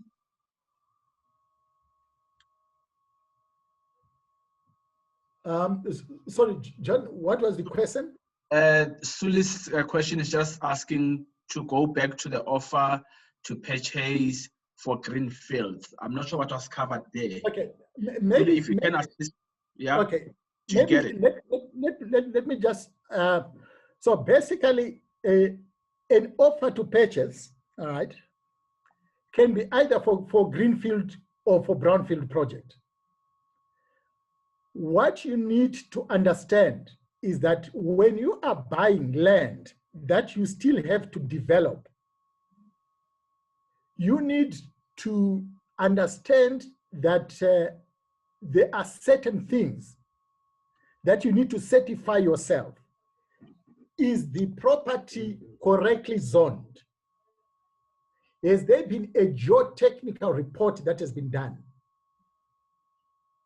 And thirdly, you also want to be able to check, right, that there are not any onerous servitudes, right, or anything in the title deed that can affect the value of that land. So you need to do that. Once you do that, you then sign your offer to purchase, right? But I always say, don't be influenced by the estate agent. You need to make an offer that ensures that your project becomes viable. So you sign your offer to purchase. And remember, your offer to purchase, you need to sign it in such a way that it's in line with SHRA's assessment. Remember the thing that we've looked at. It's going to take SHRA a minimum of 3 months. So if you sign an offer to purchase and you say you are going to issue guarantees within 30 days, and SHRA is taking 90 days, the seller is going to put pressure on you. And the next thing that they're going to say to you is, if you want me to extend this OTP or this offer to purchase, we want you to pay what is called a non-refundable deposit. And you should not agree to some of those terms, because things can take some time. And if you agree to a non-refundable deposit, what it means that should you not perform, that deposit is gone. So don't agree to a non-refundable deposit. And always have what is called a, subject to SHRA approving this, subject to a due diligence report, subject to funding, subject to a satisfactory demand study. So you need to have those, so that in case you get a negative traffic study or demand study or a geotech report, you cannot go ahead with the transaction. and you cannot be held because it was subject to the outcome of a proper due diligence report. Henry, before you move on, maybe let me ask Mr. Masina, Samuel Masina, to just read out his question, if that still stands. Samuel?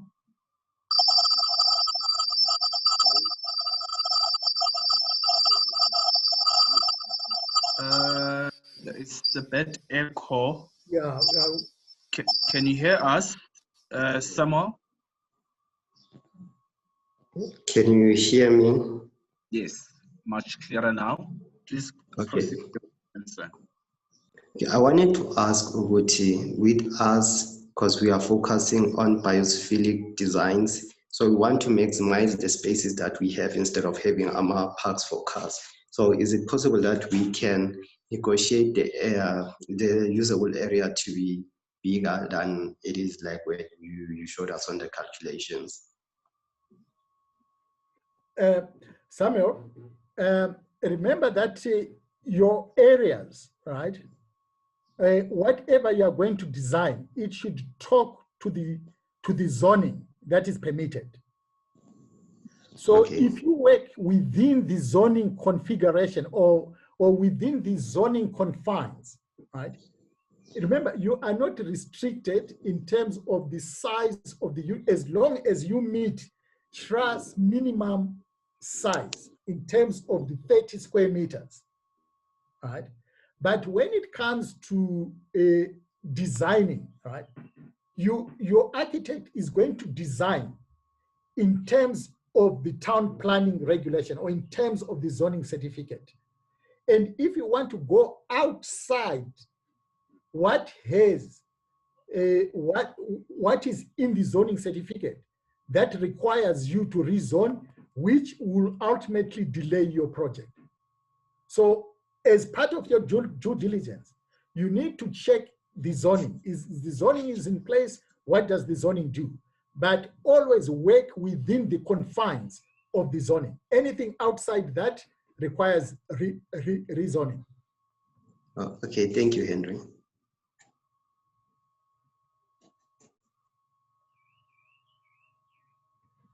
Those were all the questions on the chat line, Henry. I think you may proceed. The reason why I'm trying to overemphasize this is because a lot of people make the mistake of signing an offer to purchase.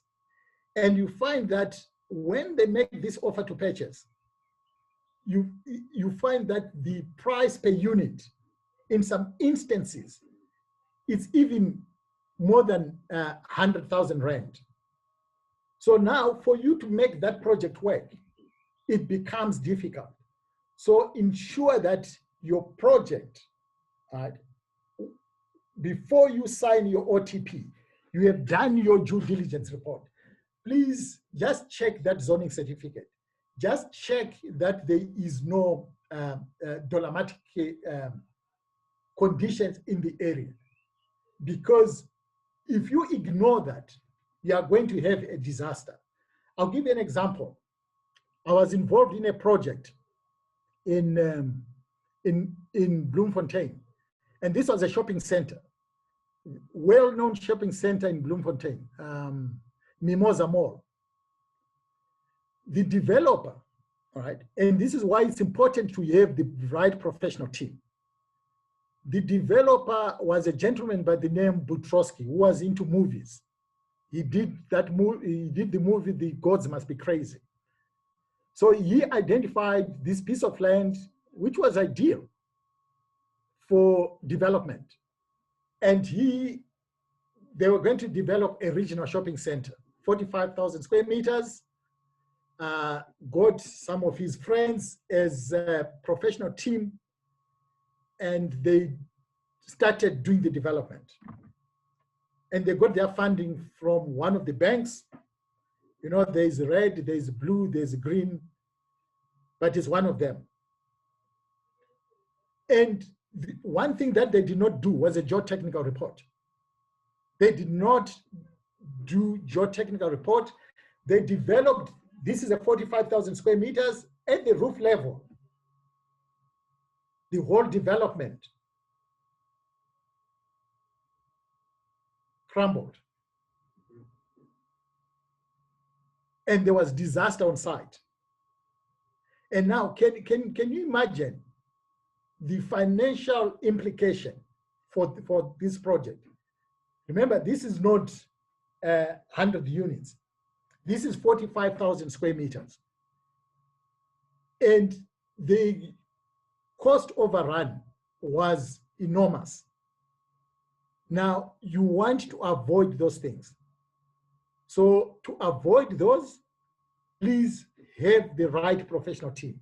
And we're going to be talking about why is it necessary to have the right professional team, and why is it necessary to do that due diligence upfront.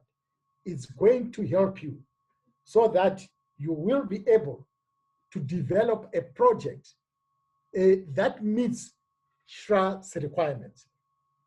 And remember what we have said, your highest and best use, that the project must be physically possible, legally possible, technically possible, financially possible, and socially possible. Now, what we're going to do is we're going to spend time now looking at how do we design these social housing projects so that it meets SHRA's minimum requirements, or it meets SHRA's requirements when it comes to design. John? Henry, yeah, I have admitted Francis just a little while ago. Okay. I just maybe give us heads up, Francis, that you are indeed with us. John, I'm also struggling because I'm not a host, so I can't do anything from my side.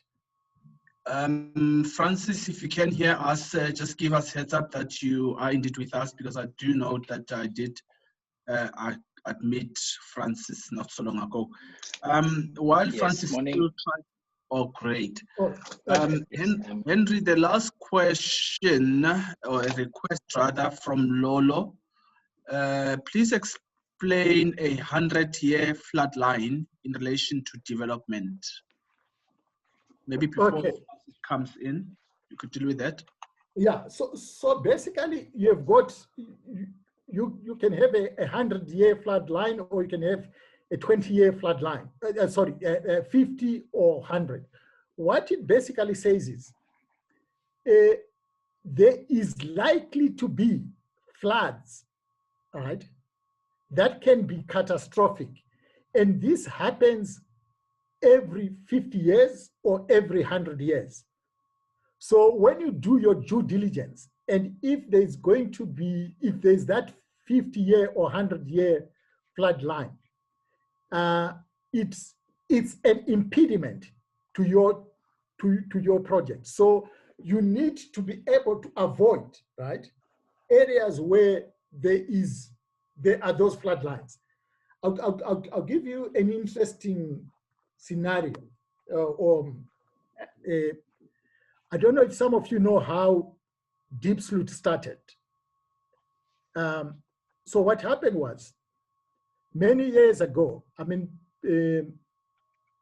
around the SHRA River near Alex, there is a 50-year flood line. So you are not supposed to be developing around that area.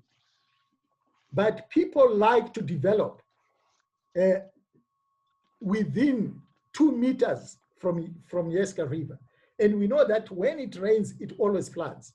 So what happened was, I can't remember, about 15 years ago, when we had all these rains, and a lot of those houses or shacks that were built there were basically swept away. When they were swept away, the government was faced with a problem. They didn't know what to do with these people. So immediately they then said, okay, there is this land in Deep Sloot, let's build houses. Now remember that for you to get a house, you need to be on the database of human settlement. And the people, they had to fast track them. And because the people were fast-tracked and they managed to find houses, or they managed to get houses, people saw this as a catalyst to be able to almost jump the system. So people still build their shacks there with the hope that if the floods come, you know, the gods is going, like Petrosky, you know, they might be favored again. So please understand that your flood lines are impediment to your development, and try to avoid areas where there's flood lines, areas where, you know, swamp areas and all those. Francis? Yes, Henry? So what we are going to be doing now is to look at some of those designs. What should we be looking at when we are designing social housing units?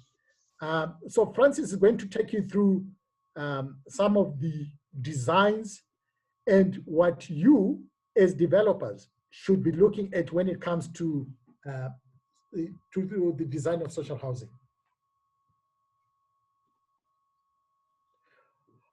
Right, Francis? Okay, thanks, Henry. I think you need to stop sharing your screen. Right, I need to stop sharing my screen. Yeah. Let me share mine. Let me ask while Francis is still bringing the stuff up. I see there's a request for a comfort break. 15 minutes is way too much. Is everyone still okay? As we're about to go into this next segment, colleagues, or should we maybe do a 2-minute, you know, stand up, stretch, Yeah, just to stretch kind the of legs. allowance before we go into, but 15 minutes definitely will throw us out and will not allow us enough time to deal with questions and so forth. So maybe let's, I see it's 7 minutes before 11.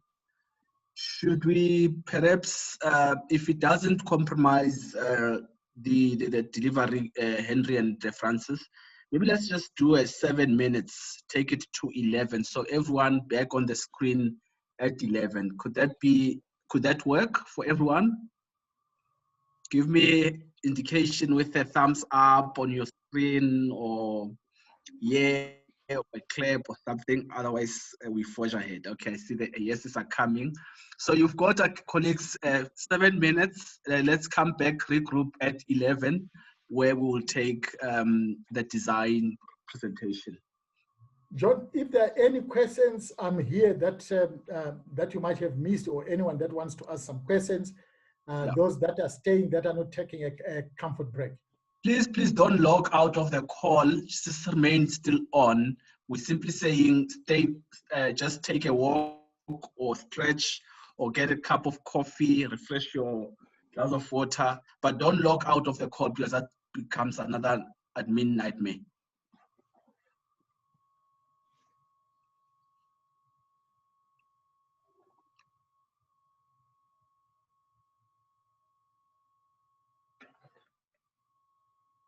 John, any other questions that people might want, or anyone that wants to, whilst No, the last one was that from Lelo about, Lolo about the flatline issue. But yeah, I'm just trying to keep in touch with those as they come. In fact, I was actually dealing with a project with somebody who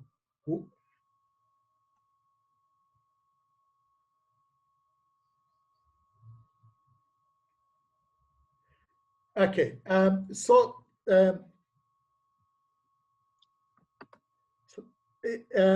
basically there is a question, John, which I'm going to explain. We have explained how to use the development calculation to determine what price would be appropriate for land. Could you explain that again briefly? Okay, so basically, if you are going to purchase land, right, what you want to do somebody should not tell you that we're selling this land at 500 Rand per square meter or 1,000 Rand per square meter, because it means nothing. What is important is how many units can you put on that land? Again, so if, remember,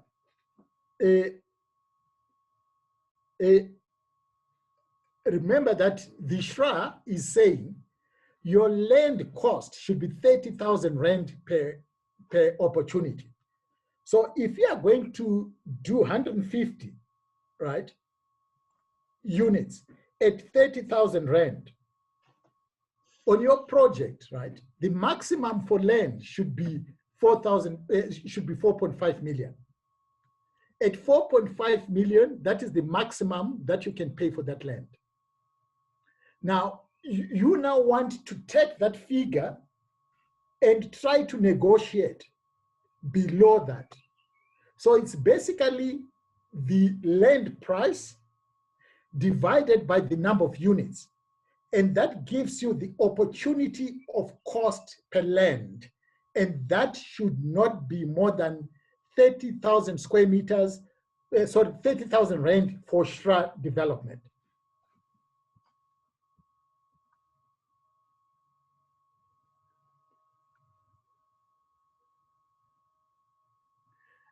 Sorry, John, there is a question, but I'm not understanding. Yes. Oh, this one from so the 30,000 K per unit is your cap when it comes to social housing. So you need to try to negotiate below that cap of 30,000. No, for now, the SHRA subsidy is kept at 271,867. It does not grow with either inflation or CPI. When it needs to be adjusted, it has got to go to Parliament. So for now, the SHRA, the consolidated capital grant is at 271,867. Sorry, I'm not understanding. There's somebody, John, he says, please explain a little bit about draw technical report. I'm not understanding what is it Jude? Is it Jude? I don't see that. Who is it by? I mean, that comment or question. Okay, I'm not putting it up on the chat line. Yeah.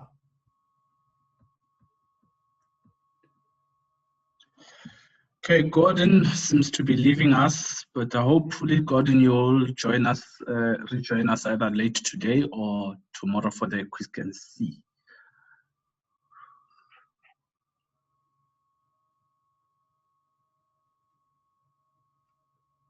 It's just a minute away, we will be resuming.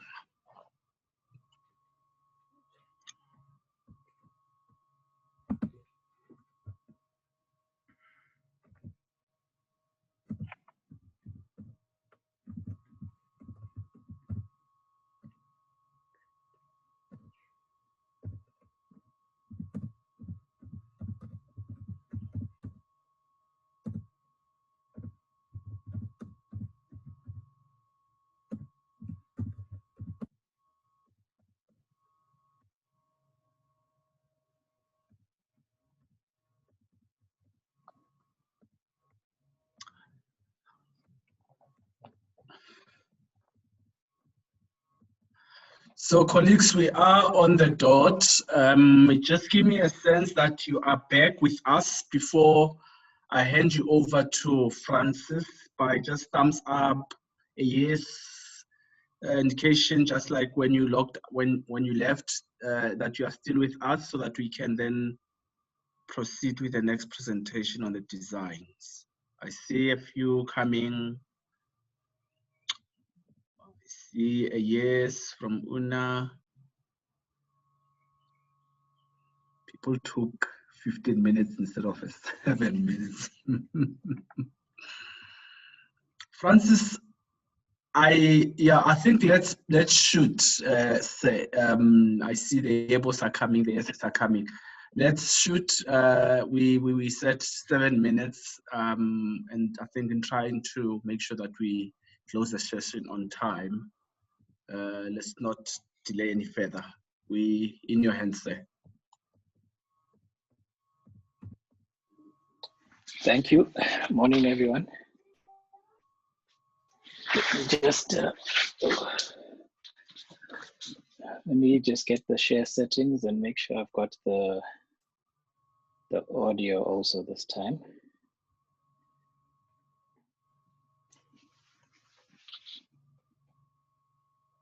Okay, so can you all see my screen? Yes, we can. Yes. All right, okay. Perfect. All right, so morning, everyone. Thanks for the opportunity to present this presentation. What we're going to be going through, as Henry mentioned, is just a brief overview as you go through a typical social housing project. So I'm from a company called Akimara. We've been doing a lot of social housing, affordable housing projects over the last few years, and we've developed some efficiencies that we've picked up over the time that we've been doing this, and learned some lessons along the way, some painful, some not so painful. So what I'm just showing you now is just some of the projects that we have planned and some of the others that we have recently completed. So previously, social housing used to be a very let me call it unglamorous market where people were just pushing out the numbers to get to the targets. And at least over the years, based on some of the requirements that we're getting from SHRA, the people have to push the envelope a little bit.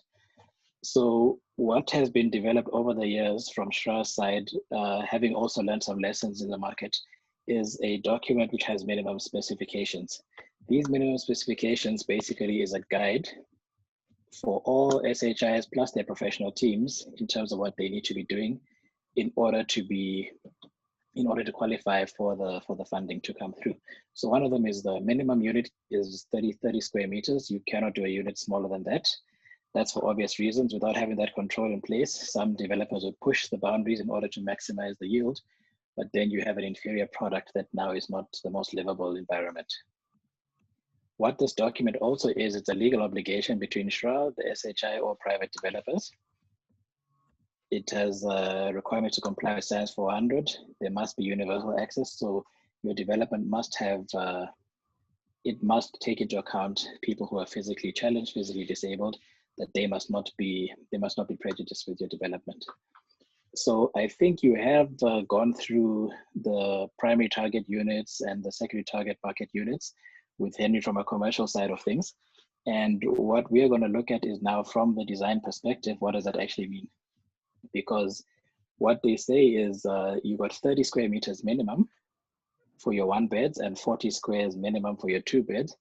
What we have found over the years is that 40 squares is very, very tight for a 2 bed. So we try and push it up as much as we can, bearing in mind that these are minimum requirements and not maximum requirements. Obviously, based on the economy, on the budgets, you can't do a 60 square meter, 2 bed, but at least you can try and get closer to the 45 just to create a bit more quality in terms of your development. So in terms of the breakdown, you'd have 10%, 20, 20, 20, and 30. But what you'll find is that on the 2 primary target units are effectively the same size, roughly, let's say 30 square meters. One's a bachelor, one's a 1 bed. The other ones, the secondary target market, are 2 beds between 40 to 45. But what you'll find is that most people would actually enter a 40 square meter 2 bed and a 45 square meter 2 bed, and it'll be very, very difficult to tell the difference between the two, because that 5 square meters will be hidden in all the corners and whatnot. It's very difficult for people to pick up the difference between the two. So now what you find is on this typical layout, we've got the bachelor units on the light blue, on the darker blue. You've got the 1 bed units, which are the lighter blue. Then on the orange, you've got a 2 bed secondary target market unit. You've got another 2 bed. Now what you'll find is that these are both 2 bed units, but they're going to be targeting different areas of the market and also attracting different rentals. So now, how do you justify to the various tenants that you're pretty much in the same size unit, but one of you is paying more than the other based on the requirements? So obviously you're following the rules, but now it has to be something that the tenants can also pick up and understand that despite whatever financial implications, there's a reason why just on the ground that I'm paying more or paying less than my neighbor in the same building with a similar block. So what we've then done is found a way to differentiate these units, not based on size, but based on the finishes, based on the fittings that you supply. And when it comes to finishes, what we've also found is that it's very difficult also for the layperson to know that, oh, this one has got ceramic tiles and I've got porcelain tiles, for example. And that explains why the two units are different. So what we've tried to do is differentiate the units in ways that are much, much more legible and very easy for anyone to pick up immediately they walk into a unit. So let's say now for your, on the countertops, what we do is, if the budget allows, we reserve the granite tops for the secondary target market 2-bed units. And then when you get to the lower end of the spectrum, then we look at getting Formica tops in the kitchen. This is something that already the tenants, whoever visits the neighbor, can already pick up and start to understand why things are slightly less or slightly more than the other. Then we look at on the stoves or the cooking equipment. What we've then done is that on the lower end of the market, we provide the 4-plate cooking plate, the 4-plate hob only. And then as it climbs, as you go up to the slightly higher market, then we provide the oven as well. And then as you get to the highest end of the secondary target market units, we include the extractor for the oven, the hood. So these, on top of helping to differentiate the units, what you'll also find is that it helps you with your budget. Because now instead of getting a stove and an oven for all, let's say you're doing a 1,000-unit development, instead of getting 1,000 stoves or 1,000 ovens, you might find that you're getting 1,000 stoves and only maybe 700 ovens, because now you're starting to differentiate the types of units, which links back to the income you're going to get, but it also helps you with your capital expenditure. And then we start looking at BICs. In the minimum requirements, you don't have to provide these. We found that it's actually something that you can provide relatively cheaply, but it helps to differentiate the units. Then also when you get into the bathrooms, we start to say, okay, in the higher end units, we provide the shower and the mixer as well as the bathtub. This will all be in one. This will be fixed within the bathtub. There's no separate shower. And then on the lower end units, we provide simply just the mixer. And then on the highest end, we also then look at providing a medicine cabinet. So when you go through this matrix, you start to then find a way that easily differentiates the units, even though when you walk in the door, the space is exactly the same, the layout is exactly the same. One bachelor looks pretty much the same as the next one, 2-bed looks pretty much the same as the other. But what will then pick up the differences is all these items that we've just listed over here. And once these are things that basically becomes much easier in terms of differentiating for the tenants, they can accept why they're paying more or paying less. It helps you with your capital expenditure as you're getting into the project. So what we also do in this presentation is, since people are wanting smoke breaks and bathroom breaks and whatnot, in between each section, we'll just show you a quick little interlude, whether it's a video of a proposed project or a currently completed project. That is what we'll basically be just quickly doing.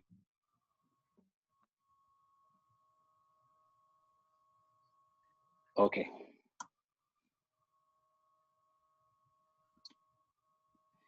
What you find now is that on the climatic regions, the country is basically divided into 6 climatic zones. This is it's actually in the process of being updated so that you get even more, they divide it and become more specific. What this aids in the designs, that is a critical thing that is legislated that basically now helps you to tailor make your design to fit the environment that you're in. So you'll find that there's the cold interior, which is mostly where Gauteng, Bloemfontein, Middelburg, Sutherland are. You've got the temperate interior, hot interior, temperate coastal, subtropical coastal, arid interior.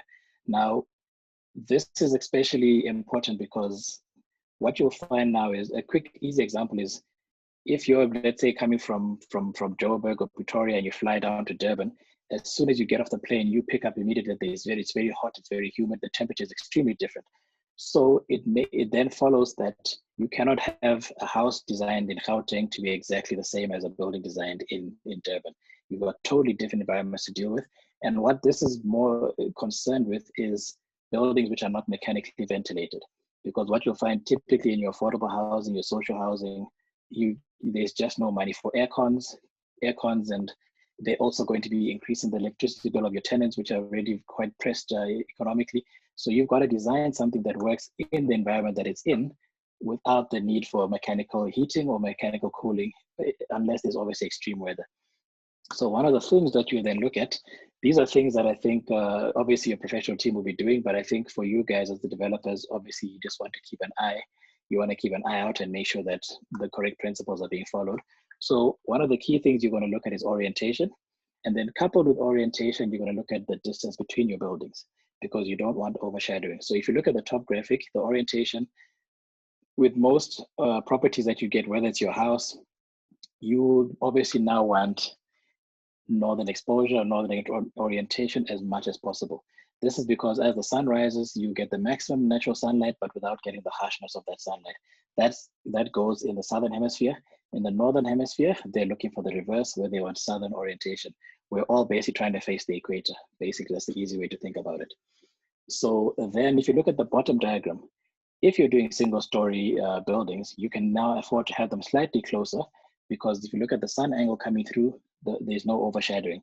The minute you go a bit higher, you need to then increase the space between your buildings, because you don't want to create dark, cold alleys where the people on the ground floor are not getting any natural light or not getting any sunshine, simply because they're always in the shadow of a taller building. So the spacing of your buildings then becomes a very important consideration to look at. In as much as you want to get as many units as you want, you also want as many quality units as possible. So in terms of the living spaces, where possible, you want to have your buildings facing north. Now, obviously the site is a very key thing that influences that. The two sites that are facing, let's say east-west, the ones next to it say sunset and sunrise, those are perfectly orientated that you can have the maximum portion of your building facing north. But even when you've got the ones that are oriented north-south, you can then do a design that has several smaller buildings, but that are still facing north as much as possible. Other techniques that get used is solar shading. You can do that in a natural, you can do that using a natural elements in terms of planting. Somebody needs to mute. You can do that in terms of using trees that are planted close by, or actual physical barriers that you can actually use then to let in the sunlight when you need it, but also keep it out when you don't. So if you just look at how nature goes, the two diagrams on the top, if you look in the summertime, you've got the leaves that are there providing shade. In the winter time, the leaves fall off and then that tree is no longer providing shade. It's allowing sunlight into the building. So we then do similar techniques if you look at the bottom with the shading devices that are put at a particular angle, because what happens is in the summer and the winter time, the sun comes at different angles. So what you want to do is we design these things in such a way that in the winter time, when the sun's angle is low, you want to let the sunlight in. And then in the summertime, when the sun angle is a little bit higher, these shading devices then reduce the sunlight that's coming in, thus reduce the heating that's coming into the building. Then another key consideration is the thermal insulation. This is basically, you can think of this as, let's say ourselves in the summertime, we want to put on jackets, you want to cover yourselves in blankets, and that helps you to keep all the heat in and reduce the heat that's going out. In the summertime, you do the reverse, where you have less of those to let as much cool air come in. The same happens with your building. In the summertime, you want to reduce the amount of heat that's coming in. You still want the light, but you don't want the heat. In the wintertime, you want to reduce the amount of heat that's leaving the building. So all of this is then achieved through your insulation. And one of the biggest culprits when it comes to releasing or letting heat into a building is the roofing. So this now actually has been legislated by government, where it's now a requirement that when you do submit your plans for approvals, you've got to demonstrate that your roof assembly, they call it a roof assembly, which is basically all the components of your roof, basically comply to make sure that the insulation of that roof does not exceed the minimum requirements. And that ultimately would need your roof sheeting, you've got your side insulation, you've got your insulation cushion, and the ceiling boards themselves have also got some insulating properties. So when you put all of these together, they then all get combined, and they then help to reduce the amount of heat that you let in the summertime and reduce the amount of heat that you let out during the wintertime.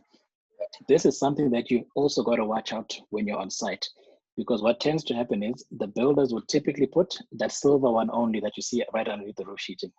And then they tend not to put this cushion that you also need. But now all of them bring something to the table, and only when they're all combined are they compliant. What you also need to watch out for is that sometimes they put that cushion, but they only put it around the trapdoor. So that when you stick your head in there and you feel around and you, okay, there's a cushion, but if you were to look further down, you might find that they actually don't have it. So they've just put maybe 10 squares per trapdoor, as opposed to covering the full unit, which is 30 to 45 square meters. So that's something that you and your professional team need to just be checking randomly, just to make sure that the builder is not charging you for something that he's not actually putting in.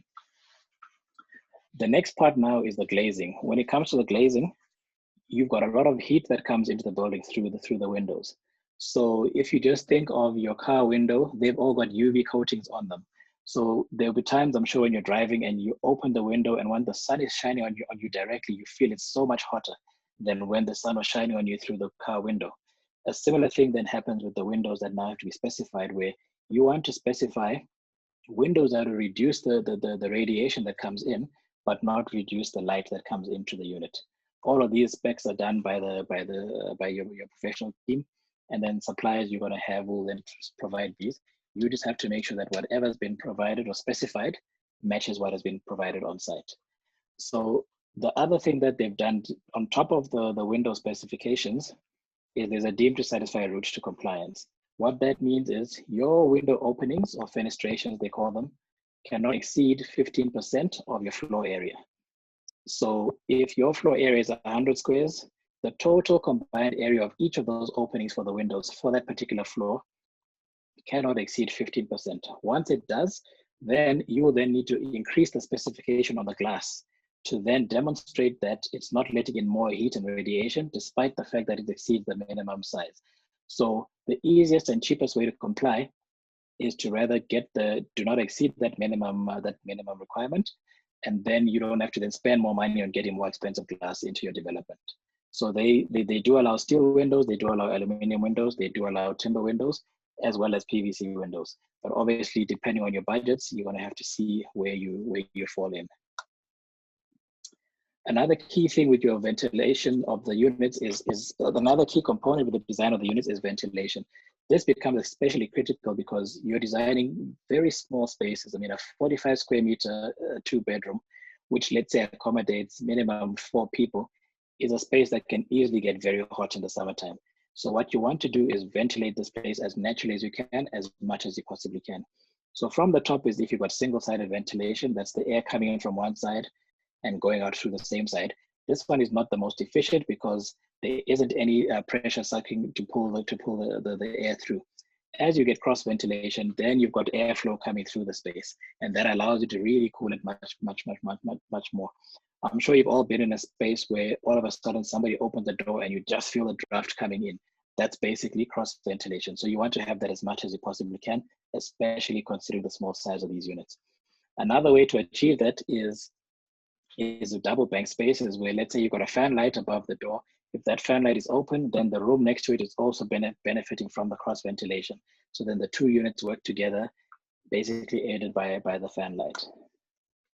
So the bottom 2 are the ones that you want to be aiming for as much as you possibly can.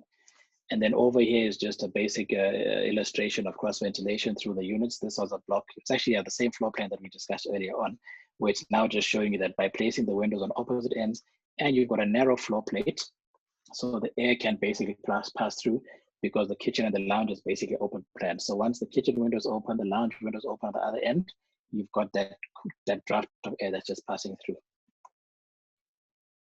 Another key one is your hot water generation, which I'm sure a lot of you remember when Eskom had that drive where they were helping to subsidize people to convert to solar geysers or heat pumps. This is still a legislation that you have to do for any new development or refurbishment. You need to basically have maximum 50% of your hot water to be generated by resistive means. So by non-resistive means. So what they're saying is you cannot have a purely electric geyser. It's got to be complemented by either solar or a heat pump or gas. Maximum 50% of your hot water can be directly from electricity. Now, obviously, we don't always have rainy days, so you have a backup element in there for the overcast days to just keep your tenants with decent hot water. So between the 2, you'll obviously decide with your electrical engineer, your mechanical engineer, which one fits the budget or fits the environment that you're in. But just bear in mind, you are not allowed to go with just a straight electric geyser anymore. The technology used by I hope heat you guys pumps can is the hear the most audio. energy efficient way to heat and cool your home. Now, that same energy saving technology can be used to heat the water in your home. The water heater is the second largest consumer of energy in your home. So using the energy efficient heat pump technology can add up to a lot of savings. Let's take a look at how this technology works. Standard electric water heaters use a resistive element to turn electricity directly into heat, which is transferred directly to the water. Gas water heaters use natural gas or propane to ignite a burner centered under the bottom of the tank to create heat. A heat pump water heater, on the other hand, draws in ambient heat from the surrounding air. Heat in the air is absorbed by refrigerant inside the evaporator coil, and cool, dehumidified air is exhausted. The refrigerant is then pumped through a compressor, which further increases the temperature.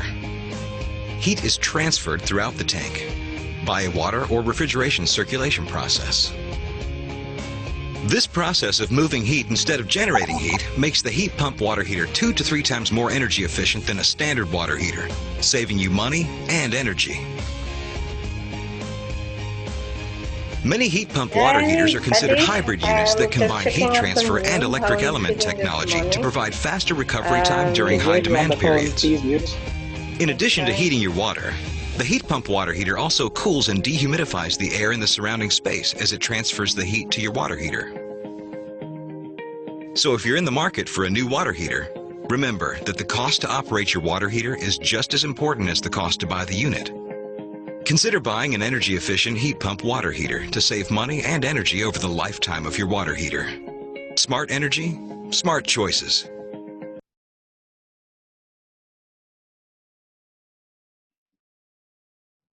Okay, that's just a quick explanation of how heat pumps basically work. And they're basically more efficient because they transfer heat as opposed to generating heat. What also helps with those that they work in the night, they work in the winter time. They don't get your water as hot as the electric element would, but they're becoming a bit more common and popular or with the electrical engineers than your solar, because your solar is purely dependent on daytime sun, and during the nighttime it's basically a dormant piece of equipment. So the next thing that you also then look at is your electricity consumption, but what they focus on more is on your lighting.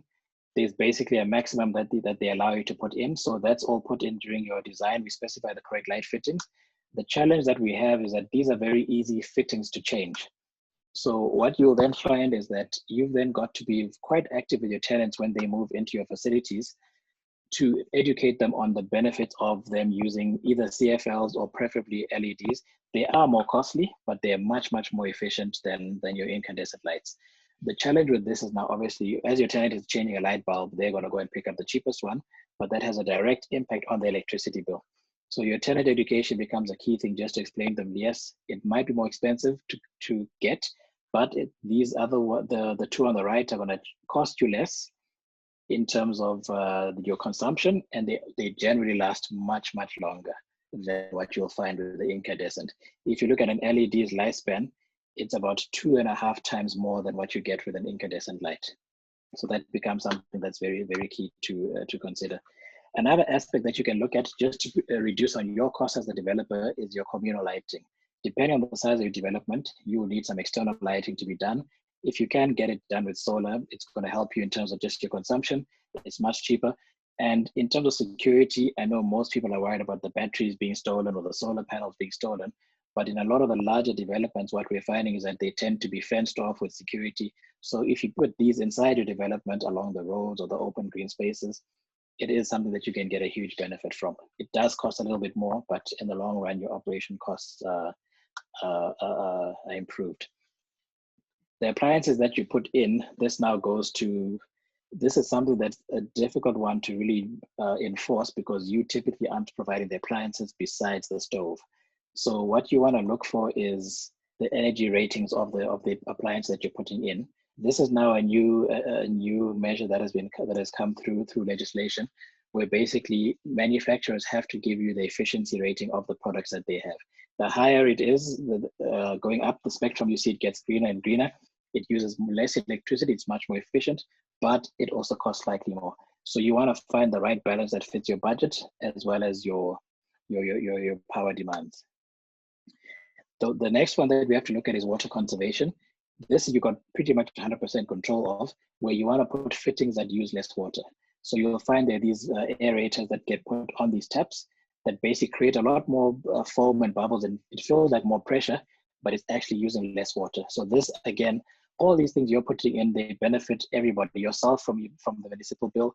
It helps your tenants to reduce their utility bill, which in turn aids them in being able to pay their portion of the rent that they need to be able to do. And they're not wasting it on utilities that can be reduced. So your shower heads also become key. So you get these big fancy shower heads that can use up to 9 kilos per minute, 9 liters per minute, I mean. And then you want to then go for the much more efficient ones. So a lot of this will be done with your professional team, your architects and your QSs. The next one you're going to look at is your water. This is another one that consumes a lot of water in the unit, is the WC that you use. You want to, as much as possible, go for the ones with the dual flush system. They do cost more, but in operations, they cost less. And if you really want to go extreme, there's this one here on the right, which basically makes sure that no drop of water gets wasted.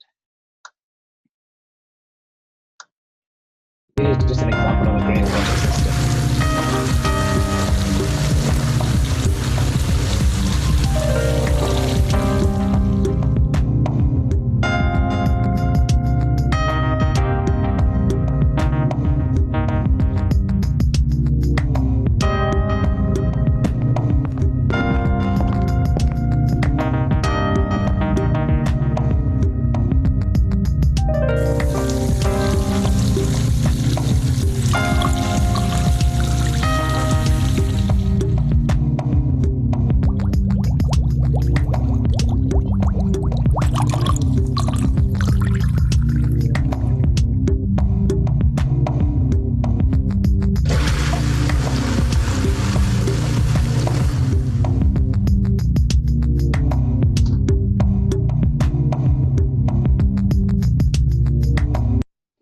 So a grey water system is quite a useful system to have, but it's much more economical the larger your development is, because you want to get much more water as you can and then pump that back. And it needs to be on a larger scale, because this system requires you to have almost double plumbing in terms of your drainage, because what happens is you then have to have a separate drain that takes water from the bathrooms into the treatment plant, but you do not collect the water from the kitchens, because that's going to come with a lot of fats, a lot of greases, and that becomes much harder for the treatment plant to purify in such a way that it can come back and be used to flush your toilet. So you would have a separate drain that goes to the municipal system from your kitchen, a separate drain from the bathrooms that's going to go to this to the treatment plant, and then another plumbing system to bring the water back from that plant to reticulate it to the toilets to be able to flush. So it's a little bit of a costlier exercise, but if you do have massive development, then it's something that you can start to see the benefits of. Another option to look at in terms of water conservation is your rainwater. This, I think, is almost a self-explanatory one. A lot of people have these at their homes or have seen how they work. Typically, what you would want to do is have this to look at providing water for your irrigation system, and you don't want to have to go through treatment and bring it back into the units, because rainwater is not something that happens throughout the year, as opposed to grey water. That is now water that you know that every day somebody's flushing, every day somebody's using the bathroom, somebody's using the kitchen sink, somebody's showering. Therefore, it's water that throughout the year is something that you can actually recycle and reuse. Can everyone just make sure they're muted? I'm hearing background noises.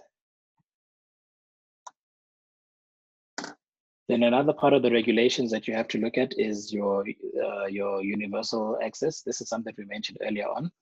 Now, what the legislation requires is that 1 out of every 25 units or part thereof must be accessible, must be an accessible unit. So that means that if you've got a 50 unit development, 2 units have got to be disabled friendly.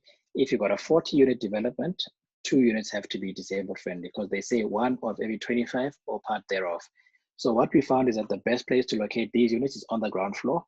Then you don't have the requirement to provide ramps or to provide chair lifts and all of that, because that really pushes up your budget. You'll find that a chair lift can easily cost the same as a unit. So it's not something that you want to be putting into your development. You want to go with as many free routes to compliance that you possibly can. Landscaping is another key feature. There's some municipalities which are much more strict on this than others. In some cases, you will also have to make a budgetary allowance on your professional team to have a registered landscape architect, because some municipalities, I know Mogale City, City of Tshwane, they require a registered landscape architect to do a landscape design that then accompanies your site development plan when it goes for approvals. They don't just want the architect scattering some trees along where nobody knows what type of tree is it. Is it an indigenous tree? They need that to be done by a landscape architect, and then they get that approved. So that's just something that you have to just consider with your budget for your professional fees. What we find is that the best way to go about landscaping is to do hardscaping as much as possible. Reduce on the lawns as much as you can. That's just going to reduce on your water consumption, and it helps to reduce on your maintenance of the garden.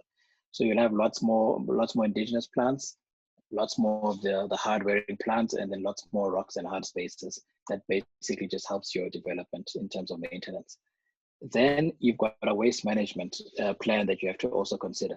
Some municipalities also require this as part of your plan approval, and then there's two parts to it where you put in the plan upon submitting the plans to the municipality, and then the contractor must also then provide the municipalities with their waste management plan.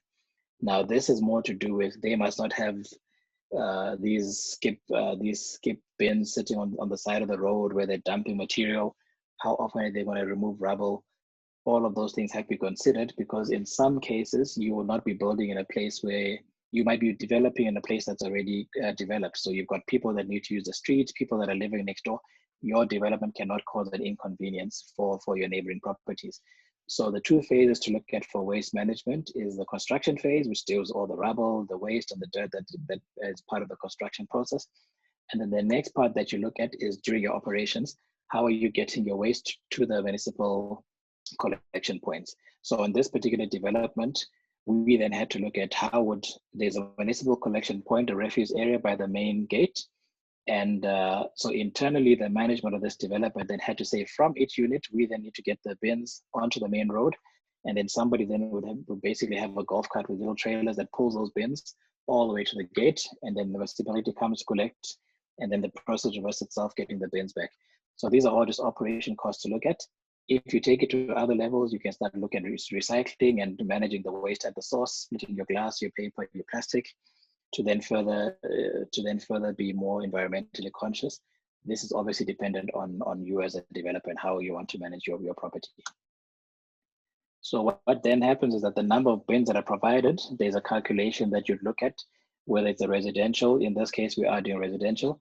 They look at a waste factor in terms of generation to say, okay, how much waste will be generated by each unit and the development in total. And that's how you decide on the size of your refuse area. Now, obviously, you want a space that's going to breathe.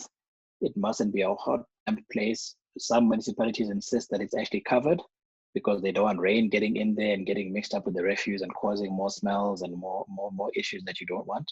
Others are less prescriptive. Ultimately, I think as a developer, you'd want to maybe cover it, let it breathe. It must ventilate as much as possible, and then it's less of a nuisance for your tenants. And then there's other initiatives that you can also look at depending on the size of the development and the amount of land you have available. You want to have playground areas, you want to have sports facilities if you possibly can, outdoor gyms if you possibly can. I know some municipalities do prescribe and say how much green space you need to provide. Others take it a step further and say that you must have playground equipment based on the number of units that you're going to be providing. They will then have a calculation that they say, if you've got X amount of units, you need X size of a playground in order to make sure that you don't have the kids playing on the street, you don't have them being potentially in hazardous situations where they play on the street, traffic is passing through. So these are things that you want to consider. And you'll find this equipment is not as expensive. It's not really something that will break your budget, but it's a huge value add that really just creates something for your development that the tenants can actually use. And this is something definitely you'll find probably the most used space.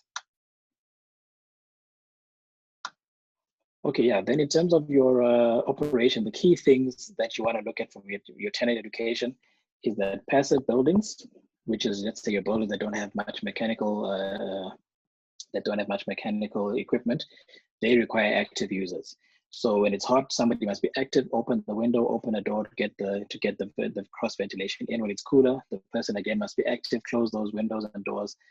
Occupants need to be aware of the environmental and the financial benefits of cross ventilation. So before one of you guys decides to buy a fan or an aircon, if they can just start doing the opening doors and windows which have been provided, they might just find that it'll make quite a difference for them. Waste management, if you're going the recycling route, they must be started at the source. Landscaping, this is not so much for the tenants, but maybe you might look at just people trying to plant gardens and whatnot. That's something you look at. Gray water systems, if you do have one, they must also look at avoiding putting harmful chemicals down the drain, because that water is coming back into the system to flush the toilets. And then, just basic water conservation. All of these things will benefit them in their pocket, which is, I think, the easiest way to get people to comply with environmental requirements, is that they must feel they must see and understand the economic benefit of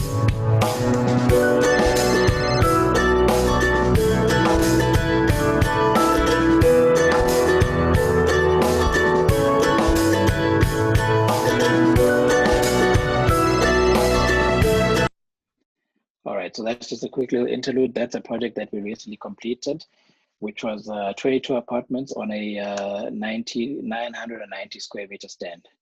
So what we'll then quickly take you through now is just a case study of a project that we recently finished, which demonstrates a lot of these principles that we've just gone through. So over there, what's circled over there is the site. It's in Pretoria West. It's about a 2,000 square meter site. What you'll notice immediately is that this site was very beneficial in that it was a rectangle, but going east to west. So that aided us in our orientation. So orientation wise, you'd find that we have two long blocks that are there. It was a design that was forced on us just by the size of the site, so that the blocks then allowed us to basically fit the parking parking on both ends. When you have parking like this, you basically need 17 meters. So from that 17 meters going outwards is what we then did.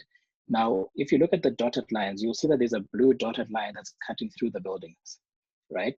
Now that dotted line was the original building line. So what we had to do was to relax that building line to push it further to the edges of the buildings. So we relaxed it over there, and then the one on the eastern side, we didn't have to relax because that's where our gate was. So that's just something that you have to obviously always be aware of as your project is beginning. Orientation wise, it was perfect for the majority of the living units. Now we'll just zoom in on a typical unit. What you will find is that you want to chase orientation as much as possible, but it's not going to happen for every single space in your building. There's going to be some places which are going to be on the wrong side, let's call it on the south. So what you have here is the purple line you'll find is that we placed all the circulation on the south, which is the colder part of the development, so that you can maximize the north for the living spaces, which would be the bedroom and the living room. So over there, you see that you got your northern exposed. There's a bedroom and a lounge. There's a big balcony door and a big window that lets in a lot of light that comes into the living room and gets into the lounge. Over here, you will see the cross ventilation it was talking of. You don't see the fan lights because we've cut the plan, but so you can see the cross ventilation through the lounge and window, and then you've also got it through the bedrooms. This is your natural light that you're getting into the development. So as you see, the unit on the south suffers a little bit, but that is just it's part of how things end up, because you can't have every single unit facing north. Otherwise, your development just can't work in terms of space. So some units get compromised, unfortunately. So then insulation-wise, the brick walls that we typically use give you the right properties and with compliance, and they're very compliant. And then what you find is that we've got the heat pump in the development, in the unit. And if you look at the layout, what we've done is we've tried to group as much as possible all your wet surfaces and your plumbing, so that your heat pump is right there in the duct.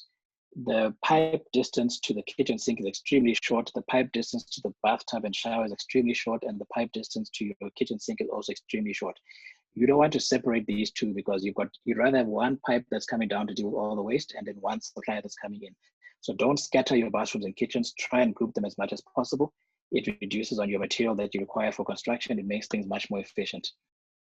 And then any pipes that are exposed outside of the unit or outside of the walls then have to be insulated. So you don't want to see any hot water pipes where you just see a bare naked copper pipe. If you see that, then somebody hasn't fully complied.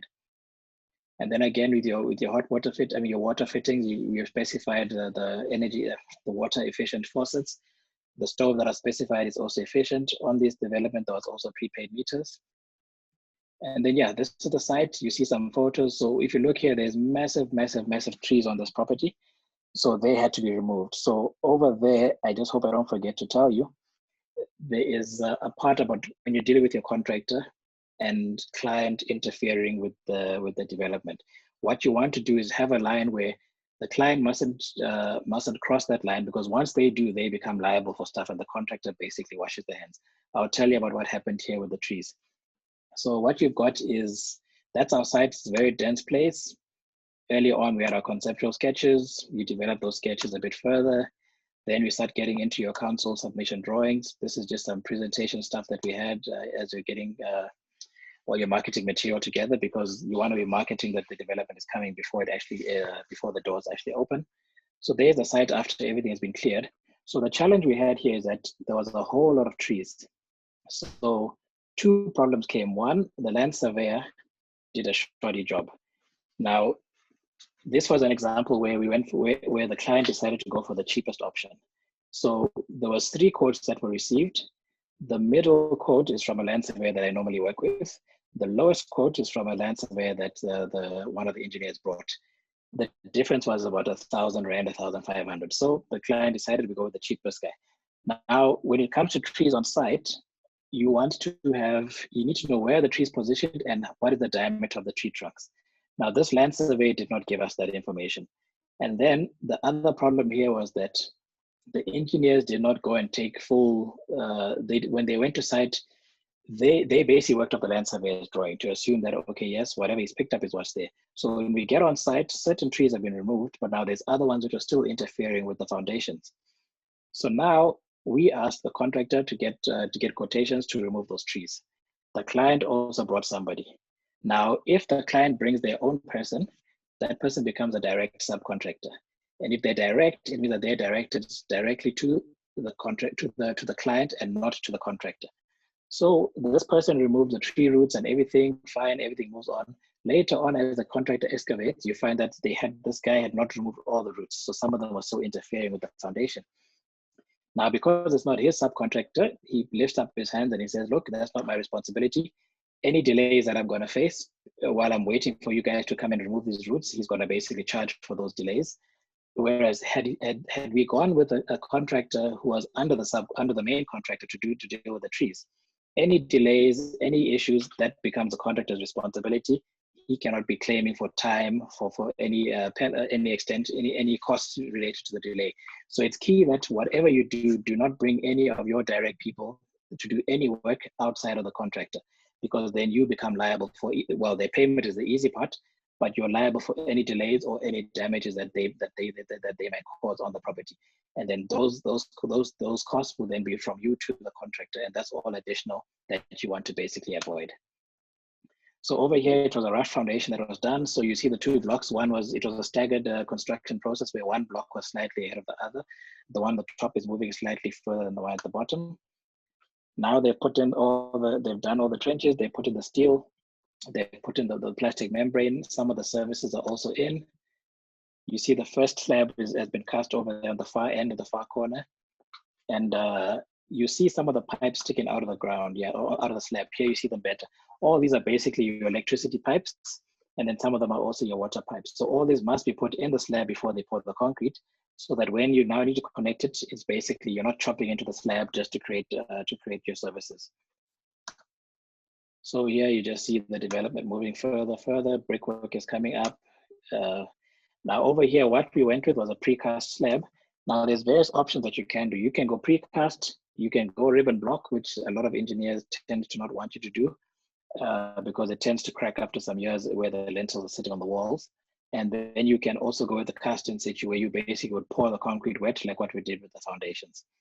So this process of the precast is slightly more expensive, but the beauty is it doesn't need any shuttering, so you don't have to support it from below. Secondly, one of the biggest advantages is that once they put the slabs in, this took about a day and a half to get all the floor slabs in.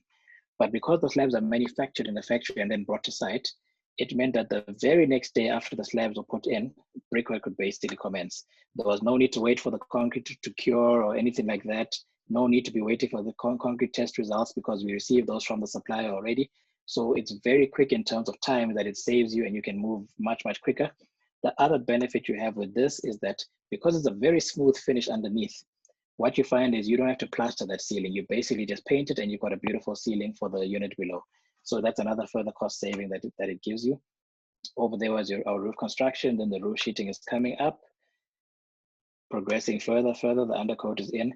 If you look on the bottom block at the far end, you'll see that big plant that's sitting on the roof. That is a heat pump. So the ones that I've been showing you was more individual heat pumps. That one is a communal heat pump, which basically then circulates the water to all the blocks. So what you'll find is that there's a pipe that runs through all the plates, or it passes by every unit and taps off into each apartment. And that water is just constantly circulating. So the hot water goes out and cold water comes back. It gets heated in the tank, goes out, comes back. What that does is that it's, in some cases, depending on the number of units, it's cheaper than getting, let's say here was 34 apartments, it's cheaper than getting 34 individual geysers. You get one bigger boiler that circulates water. The one disadvantage is you need to have 2 water meters now for each unit, because one will meter the cold water, the other one will meter the hot water. Because the only way you can charge people for the hot water they're using, or the electricity for hot water, is to meter how much hot water they're using. You don't want to have a communal tank and then you just divide the cost by 34 units, because some of them are 1 bed, some of them have more people than others. So the most equitable way is that you charge them for the hot water that they use. The other beauty with it is because there's always hot water circulating, when a person opens the tap, there's pretty much instant hot water, and they're not waiting for, there's no lag, because the water is pressurized and it's constantly circulating throughout the system. Over here, you just start to see now as it was nearing completion. So what we're going to do quickly is get into the contracts that you'll be looking at. So there's 2 main contracts that you would be signing, or 2 types of contracts. One is the one you're going to sign with your professional team, and the other one you're going to sign with your contractor when you're ready to appoint them. So the one for the professional team, these are standard contracts that are done by the industry bodies, where basically this is an online contract that you basically purchase specific for each project. So when it's purchased, the project information is all put in, the client, the site address, the stand number, description of the development, who's on the professional team, all of that is inputted online. And then when you download the document, it comes with everything put in, as well as a watermark on every page saying that this is contract X, with and the description, so that becomes your standard contract. There is obviously opportunities for you to add actions if need be, but in most cases, for the size of projects, for the standard typical size of projects, this is pretty much adequate. A lot of your funders will be also looking to have these sort of contracts in place. They see them as standard because it covers all the typical issues that can potentially come up. Talks about your appointment, your payment terms, your dispute resolution, as well as your termination conditions and procedures.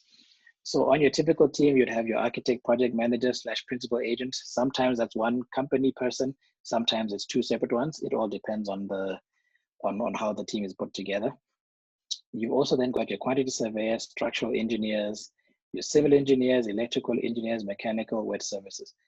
These are all, in most cases, for the developments that we're doing, the bulk of them are required. The only one you might not use might be mechanical, depending on the sort of stuff that you're going to be doing on the development. Once you go heat pumps and whatnot, you might need one. So the key thing that you want to look at is make sure that they're registered, make sure they've got valid professional indemnity, and make sure that they've actually got history or experience doing the type of development that you want to do. So you don't want architect or QS or whoever who's been doing, let's say, high-end townhouses to then be in charge of your 1,000 unit social housing development. You want somebody who's been doing it before to be able to deal with it from the architectural side of things, because of the design that they're going to be doing and how to keep it efficient. From the quantity surveying side of things also, because they need to give advice in terms of specifications, in terms of costs, in terms of everything else they're going to be doing. So the cost control becomes key. Your structural engineering is also key, because the type of structure that you're going to use, they must also be clued up and know that, listen, we cannot afford expensive structure. We need to find the most efficient route to getting this thing developed without breaking the bank. So on all of these, it's pretty much the same things that you're looking for. It's registration, professional indemnity, experience in the sector that you're doing. So you'll find the architect you use for your social housing might be different from the architect you use for your nice big house in an estate, who might be different from the architect you use for your office refurbishment. So you want to tailor your team for the type of project that you're doing. Let them focus on the type of work that they're good at, and then you get the best results. Other professional members that you might require, depending on how your property is, you may need a town planner. If, like in case of the one that I showed you before, we had to do building land relaxation, so we needed a town planner to come in and do that. A fire engineer is pretty much a guarantee in most cases if you have to do a rational fire design. You can get away with a deem to satisfy, but anytime you deviate from that, then you fire engineer who can then do the design for you. Green building consultant is an optional one. Land surveyor, this one is critical because you want to make sure that, one, the boundaries of your site are actually where they're supposed to be. Because in some cases, you might find your neighbor might have encroached on your property, or you might be encroaching on your neighbor's property. So you don't want to get your builder and they must just build to the existing walls that they find. You want a land surveyor to then come, and then they must put pegs to show where are the site boundaries. That's extremely important. On top of that, they will also do a survey, which then tells you how is the ground sloping, where are the trees located, where are the natural features, where's the water course. If there's a flood line, they will also indicate that flood line. So all of those things are very key. So you need a good land surveyor on your team when you get the project started. Landscape architect, yes, that's another option depending on the municipal requirements. A heritage consultant, maybe you're building and you're refurbishing an existing building that's got some heritage implications. You may need a heritage consultant on the project. Interior designer, I think in this market, you definitely would not need that. One that you don't see here is a geotech engineer. They become very critical because they would then do the geotech investigation and report and get your approvals from the Council for Geoscience. So what that basically would be key for is that would then aid your engineer to know what sort of foundations does he have to, what sort of foundations do they have to design for the building. And what you also find sometimes the geotech would restrict you. Let's say the area from the city's perspective tells you can go 4 stories, but the geotech report comes back and says, we want to maximize at 3 stories. That's got a huge implication on your development, because what happens is in any geotechnical sensitive zones, the municipality defers to the Council for Geosciences. So your plan will go to the report goes to the Council for Geosciences. It comes back and says, yes, we approve the development based on the following conditions. In some cases, like there's one we did do, they will then say, we don't want PVC pipes for the sewer. We want HDPE pipes. Now those HDPE pipes have a bit more flexibility and they can deal with any seismic activity. So your PVC pipes, if there's seismic activity, they could crack and then you've got sewage leaks going into the system. So things like that then have an implication on the cost of your development. Because if you're building, let's say that 1,000 unit development, now you thought you had a budget for PVC pipes for sewer. Now all of a sudden it must be HDPE pipes. And in some cases, what they'll also say is that the geotech engineer must be present during construction of those things, because then that person becomes, they have to then enforce and make sure that the development is going according to what has been approved. So that's something that's key to remember. And then just in terms of the changes and whatnot that you're going to be doing with your development, you want to do that as much as you possibly can in the early stages. Because as you can see, it gives you the highest influence in terms of changes and the cost is extremely low. The further you go into the project, the cost of changes becomes higher, because if you start to make changes here at stage 3, the QS has started to do a BOQ, the engineers have started to do designs, other people are now involved. So any change you're making then, it's costing you in terms of time, and that time is money, because the architect must make the change, give that to the QSs, they must capture the cost, give it also to the engineers, they must then revise what they're doing, bring back those costs, and so it goes. So the earlier you do a lot of the changes, the better, because there's less people involved and the changes are much quicker because the design is still in the early stages. By the time you're doing council submissions and whatnot, you don't want to be making changes, because now you might have to even resubmit these designs to the council, and they don't care that you submitted before. They will charge you for that submission, and you'll also lose time because plan approval can take 1 month to 3 months, depending on which municipality and how big your development is. So you want to do all your changes and go through everything back and forth before you get further into things. Once you start making changes during the construction phase, the influence is less, because now each change now means you're knocking down walls.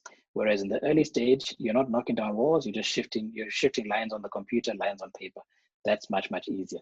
The minute you start to do your changes here, Now it means demolitions. If you knock down a wall, contractor is charging you for the demolition, and they're charging you to build a new wall in the new location.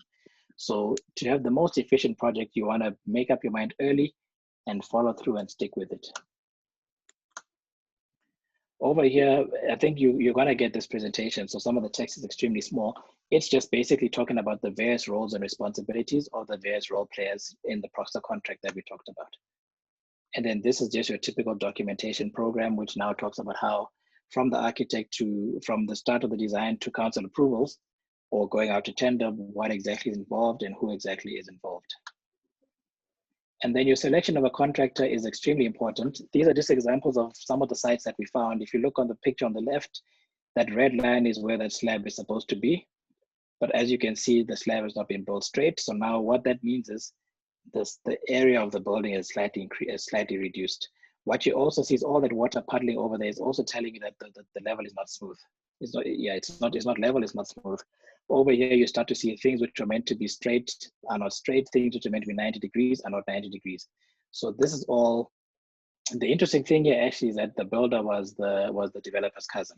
So then you find that now you want to avoid those sort of situations, have somebody that you can actually fire without having to worry about it, or threaten to fire if you need be. So these are just some of the issues that you pick up on site.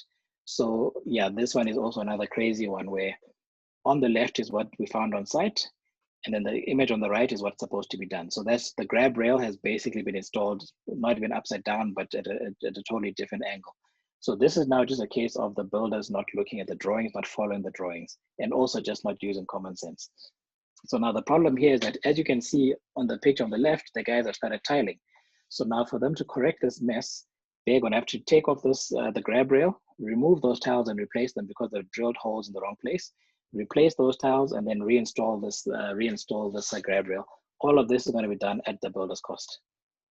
So you want to have a look at their recent work, make sure they've registered with NHBRC, have a look at the company profile, interview their architect and project managers from previous projects.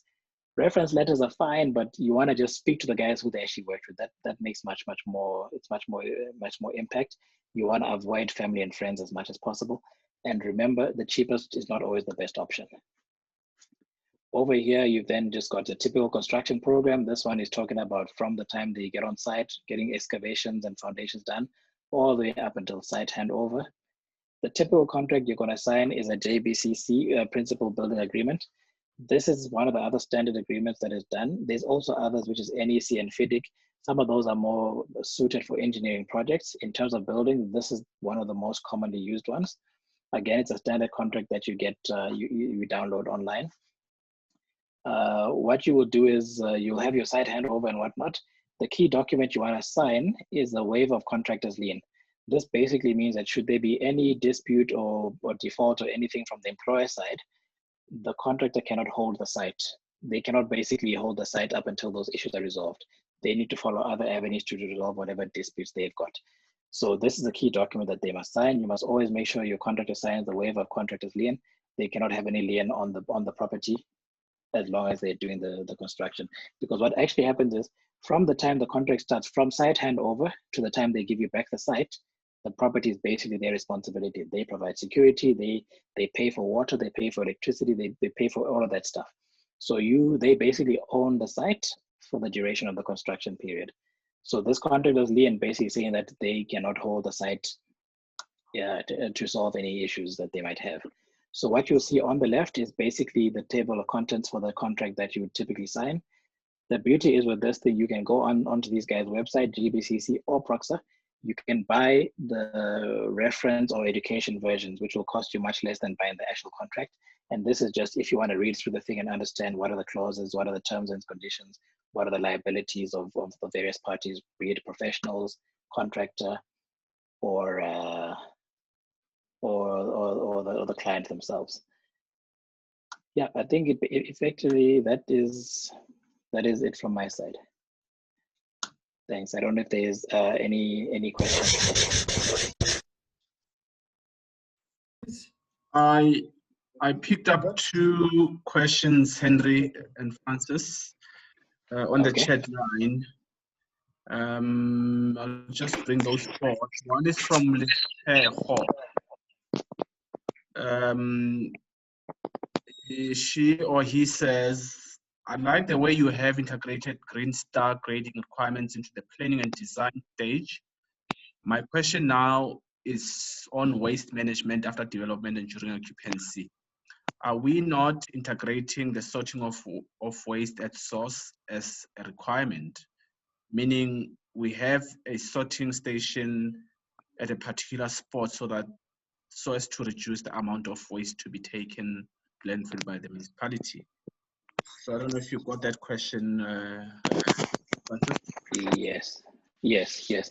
Okay, so what you find is that the waste management is not legislation in terms of municipality, but as a development, you can make it it can be part of your constitution for the development, that you can tell your tenants that, yes, you can come and live here. This is how we're dealing with waste. We don't just throw everything into one bin. You just have to make sure that you provide the various facilities, and they must be conveniently located, because if things are too far away, that's when people stop complying with what you want them to do. So it's not yet a municipal requirement, but it doesn't stop you from doing it within your development if it's something that you feel strongly about and really want to do. The last question is really more for a comment from Samir Khan. He or she is saying, hi Francis, interested in your thoughts on traditional construction versus light steel construction.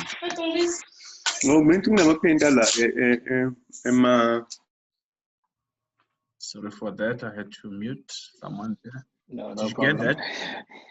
Yeah, something about traditional construction versus the light steel frame construction. Versus light steel. Light steel. Okay. Yeah, yes. No. I think look. Frame construction. Yeah. Light steel is definitely a very viable option. I think the only thing that typically people are looking at with a lot of these developments is the cost. If you can bring it in cheaper than or at the same cost as traditional building, then it's more than welcome, because light steel is definitely something that can get approved very easily. It's not anything that's out of the ordinary. So it definitely can be done. I know in some cases you find that the light steel roof trusses turn out much cheaper and quicker to get on site than the timber ones, for instance, and they got almost zero maintenance. So it is an option that's there. It's just a question of what aesthetic are you looking for as a developer. So if you tell your team, listen guys, I want a modern looking light steel social housing development, then that's the avenue that they're going to have to go down, and they have to then make it work for you. So it's really just about what you need to do as well as the budget. If it can come in within the cost, then it's definitely doable. But what you find is most people want to go for the tried and tested, because everyone knows exactly what brick and mortar is going to be costing.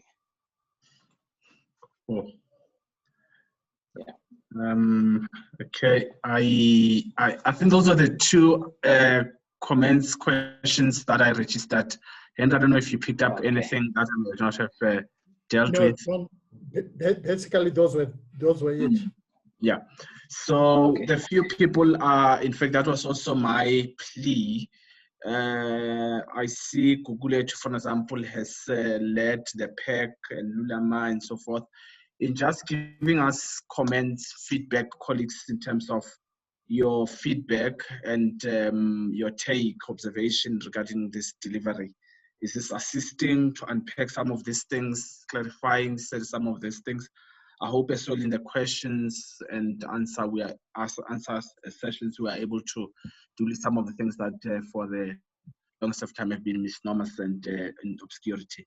So do type a line or two just giving us feedback, because ordinarily in a contact session we'll give out the sleepy key at the end and say do evaluation.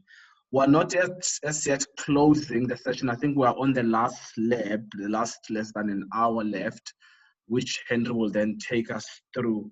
Maybe before I hand you back to Henry, just to request, because I still have been admitting a whole more people into the session, and some names don't ring a bell, which is not wrong. But for us to have control of who is part of the session, we need to have record of everyone who's participating. So if you have not registered on the Monkey survey or Survey Monkey link that we sent earlier, please do so.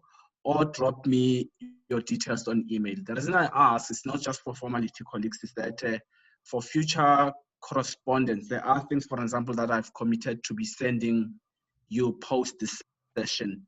Only people that I have on my list will be able to correspond with. So I do plead that maybe a friend has forwarded you the link and we've just admitted you without due diligence. Just make sure that you are indeed on our list so that we have all your particulars. Francis, you mentioned the minimum, right at the beginning of your presentation, minimum specification document. And I don't recall if it was one of the documents that we released.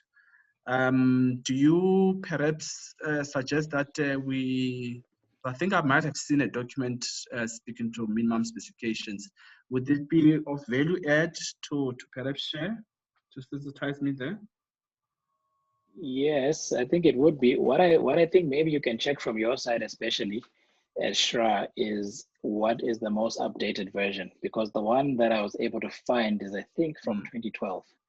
So I'm not sure, and it's difficult to see if there's been any updates, because I know a lot of things have changed between 2012 and now. So I think, yeah, maybe if there is a newer version of it, it would be something definitely worthwhile sharing. Oh.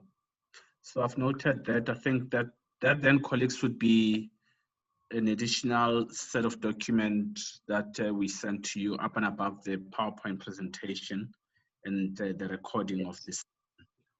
Henry, I think we are ready to proceed with you. I'm reluctant to say let's also do another 5 minutes thing. I'm assuming that we are all still fresh to take this last 40, 50 minutes. John, that's fine. I think we're now going through the numbers, which is the exciting part. Can you hear me? Yes. So the part that we're going to be discussing is the funding structure. So basically for your SHIs, a number of the SHIs are not required to contribute equity, but they have to then source the funding, or they have to source the debt. So if we go back to that example of those 132 units that we're developing in Bertram's, the consolidated capital grant from SHRA, which is the 35.8 million, that amount is a grant, but you then need to source a loan facility from a financial institution or from a DFI. In the past, the GPF used to fund a lot of the social housing in Gauteng, but they took a decision to stop any funding of social housing. So what you have to do is you need to approach the likes of your NEF, the likes of your net banks, your NHFCs for the debt. But if you are an ODA, in other words, if you are a private company, right? Remember what we said is the minimum equity contribution is 10%. So can you see the total amount was 154 million, 120,000. So the 20% of that gives you that equity contribution of 10.8 million. So if you're a private company, you are required to inject equity of 10.8 million. The consolidated capital grant is fixed at 271,867, whether you are an ODA or you are an SHI. And again, the gap becomes the equity fund, the debt funding. But can you see, if you are an ODA, your debt is at 14%.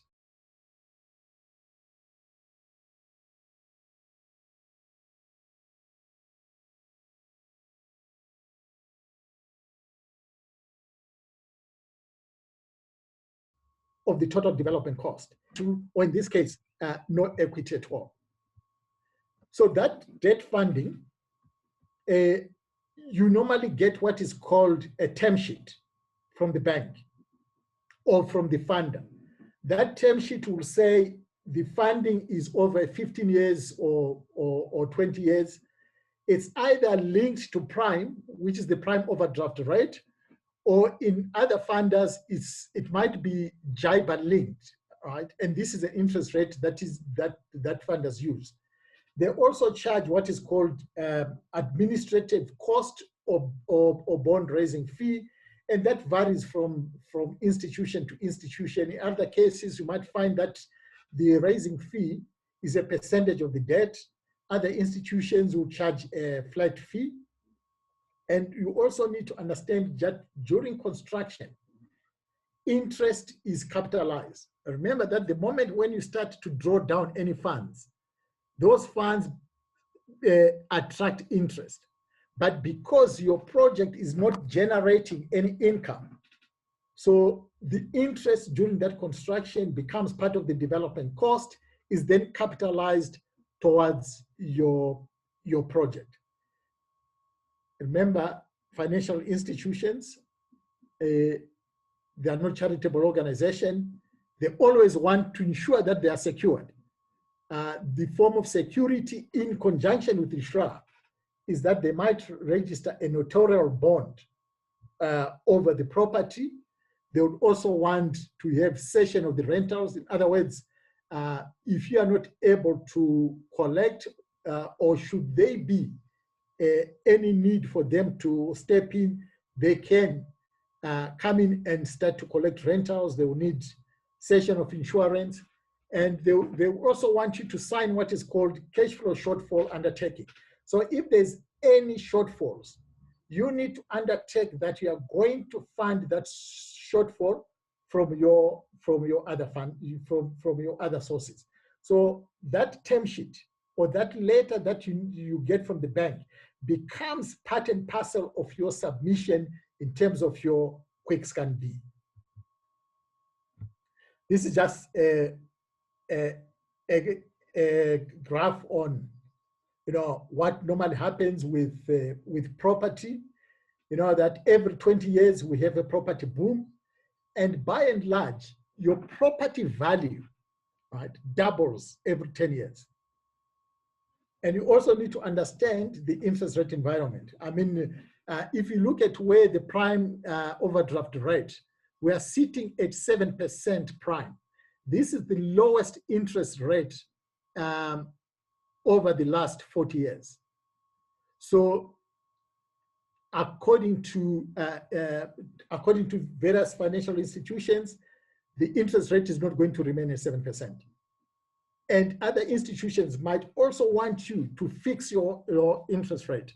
So in other words, what they would say is, try to hit your interest rate. Sorry, Henry. Puti has just sensitized me, and I don't know if it's just me and her. Are you speaking to a PowerPoint presentation because it's not showing? Oh, is that not showing? Mm-mm. Oh, sorry, John.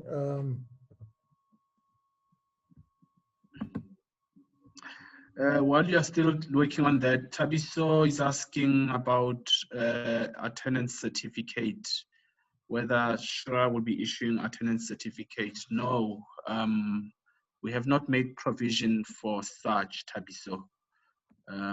It's a logistical nightmare.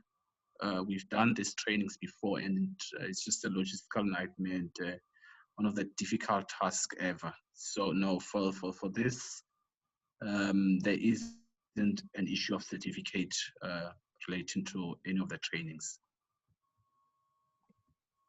Sorry, John, I'm just trying to.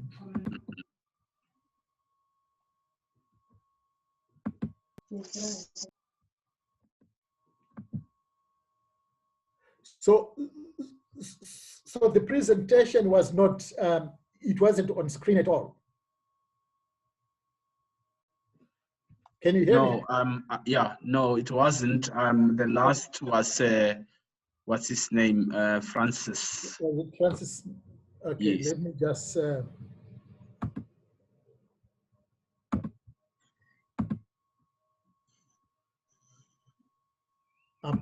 Sorry.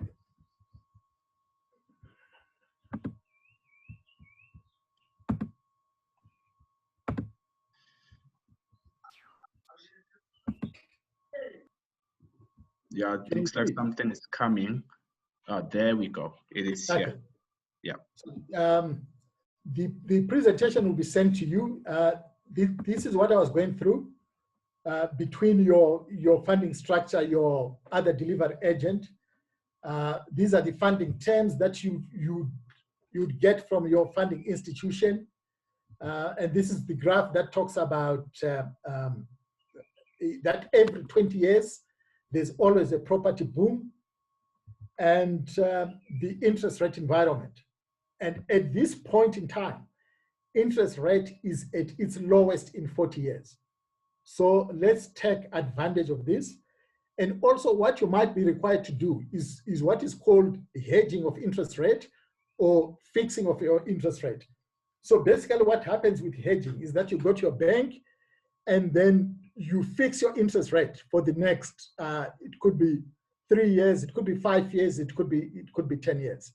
And what happens with hedging is that when your interest rate is fixed, if the interest rates go up, you continue to pay that interest rate. And if interest rate comes down, you continue to pay that fixed interest rate. So it has got its advantages as well as its disadvantages. So you need also to think as to when you need to actually hedge or when you need to fix your interest rate. I mean, it's like insurance. When do you take your insurance? Do you go and insure your house when flames are coming through the door? You can phone out insurance. They will insure your house. They'll just check. Now they know that you stay in Morningside, and they'll check the prices, and they say to you, we are going to insure your house, but we need 5.5 million in our account right now. So the time to fix interest rate is when things are stable. I think Francis touched about risks in construction. Right? So you need to be able to understand what are the risks associated with construction or what is involved in construction. And I think he touched, the various components in terms of your team, in terms of the main contractor. And what is also important with SHRA is that ensure that your main contractor is registered with CIDB. And that your project, especially if it's a greenfield project, that project is also registered with NHBRC. You don't want to start pouring concrete and developing on a greenfield project without NHBRC registration. They are going to fine you, and that cost could be exorbitant. So please ensure that you have got all these in place. And when it comes to your professional team, ensure that the professional team has got the qualifications, they've got the experience, they are registered with the various bodies, right? And they've got professional indemnity. And you need to check that. And I think Francis also touched on that. So what are some of those risks in construction? I just want you to show you this, this video, right? And just check what is happening. These are people on a construction site. Can you see what is happening?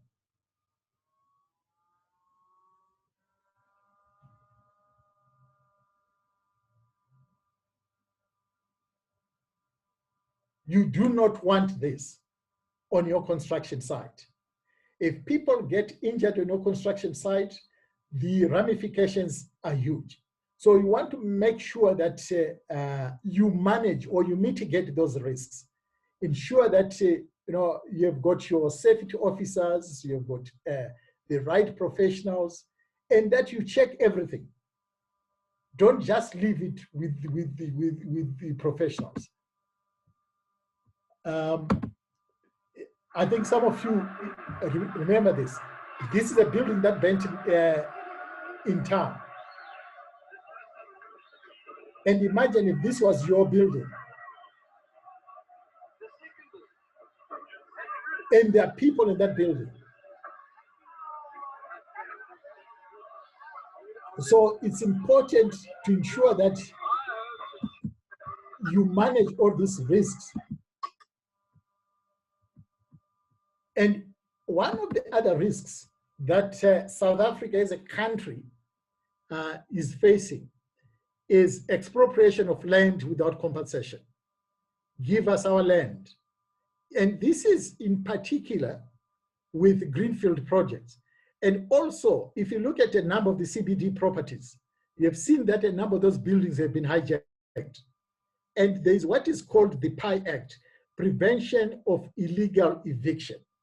How does this work? Let's assume that you've got land, right? Then John, Francis, and I, and some of us, we go and occupy your land. So in order for you to evict us from that land that belongs to you, you need to bring a court order, right? Because in terms of the PI Act, you cannot just evict somebody. And you need to arrange alternative accommodation for us. So it is important to understand all these risks because they have got financial implications. If your project is then delayed for a year, just imagine the cost overruns. Just think of how much you have to pay, not only the claims from the professionals, but I mean everybody else. And also one of the other risks that the construction industry is what is called the construction mafia. And you have seen this on the news, and these are organized people that come and say they want a slice of your project. They want a share of your profit. And if not, they can delay your project. Remember, the longer your project is delayed, the more the cost becomes. And with SHRA, we are working within a band, right? Remember that our development cost should be in the order of between 400 to 450 per unit. And if your project is delayed because of time, you find that the cost of material becomes higher. And if the project then exceeds the 450, it means that you are required to inject more equity. So it's important to understand what are the risks associated with the development and how am I going to mitigate or to manage those risks. And is this high risk, is this medium risk, or is this low risk? So you need to be able to work a matrix that shows risks associated with projects and how do you manage those risks. So one thing that the SHRA also looks at is after you have completed your project, you need to be able to manage that project. And typically, social housing is not easy to manage. We have seen a number of social housing projects where tenants just decide they're no longer going to pay rentals. And don't forget that if tenants don't pay rentals, the bank expects you to continue servicing the loan. So they're not going to say, Tabiso, now that your tenants are not paying rent, we are now going to pause on paying us our money. So remember, you still have that debt obligation, and that debt has got to be paid. And you need to understand that paying back the money, that phrase, paying back the money, it was not coined in the parliament. Banks, when they lend you money, when you buy your car, they expect you to pay back the money. And in order for you to pay back the money, you need to ensure that your tenants pay. If your tenants don't pay, then you are running this risk. So it's important that you manage that risk. You ensure that your tenants pay, and you have got the right property manager, people that understand social housing. people that understand the dynamics. And also you need to be able to take cognizance of the beneficiaries of this development. These are recipients or people that earn between 1,500 to 15,000. And these are your tenants. So you need to be what we call client-centric or customer-centric. You need to understand and treat those tenants just the same as you would want to treat your client. So ensure that your property manager is able to manage that. You need to be able to, he needs to be able to lease that property. And very often, you know, we always get people say, you know what, I can manage property. I think with a number of landlords, they've seen this, the importance of property management with COVID. You need to be able to have a property management company, or if you are going to manage the social housing yourself, one of the things that SHRA is going to insist on is you need to have the systems in place. But what often they do is they always say you need to get a company that understands property management and that understands social housing. So leasing component is one of the functions of property manager. You want to ensure that your property is at least fully let. And remember what we have said. We have said in that model, in that quick scan C, there is a vacancy factor of 7%. In other words, at any given time, right, we expect you, if you have got 100 units, that 7 of those units should be vacant. But remember, when you have got vacancies, that's lost income. So you always want to ensure that you are fully let. If you are fully let, it also helps you with serviceability of your debt. The other aspect of property management function is maintenance. You want to maintain your building. You want to have pride in your building. We have seen some of those buildings that Francis was showing in the presentation. You want to have this pride of ownership to say, this is my social housing development. And in order to do that, if you do not maintain that building, you are going to get resistance from tenants in terms of paying the rental. And this can ultimately lead to the tenants boycotting. And when they boycott, they will ultimately result in hijacking your social housing project. And again, remember, you have got a bank that you are owing money.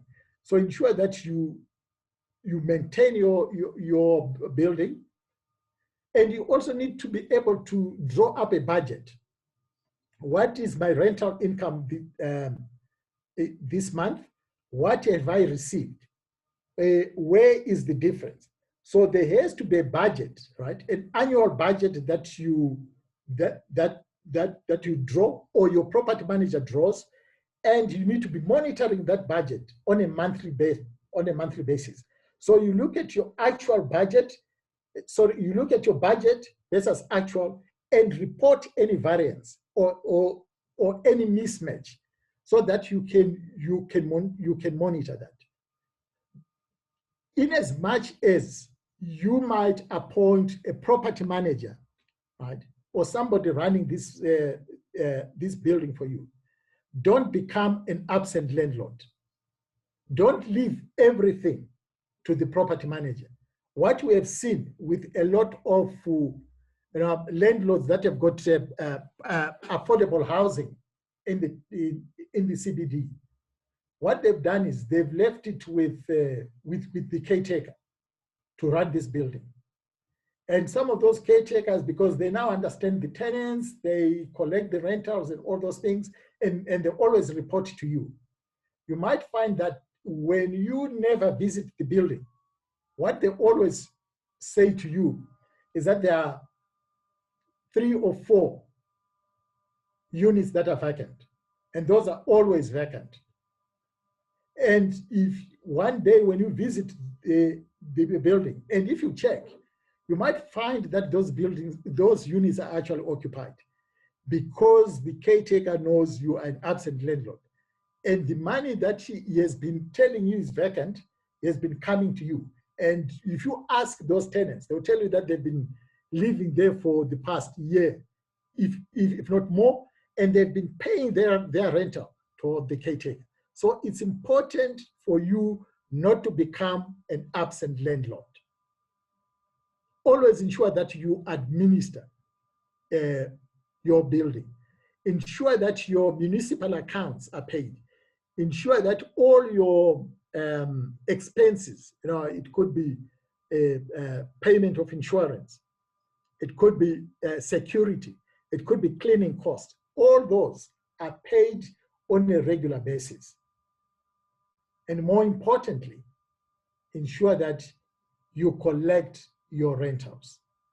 If you don't collect your rentals, you are not able to service the debt. So it's important that you manage your property, whether you are going to outsource your property or you are going to insource.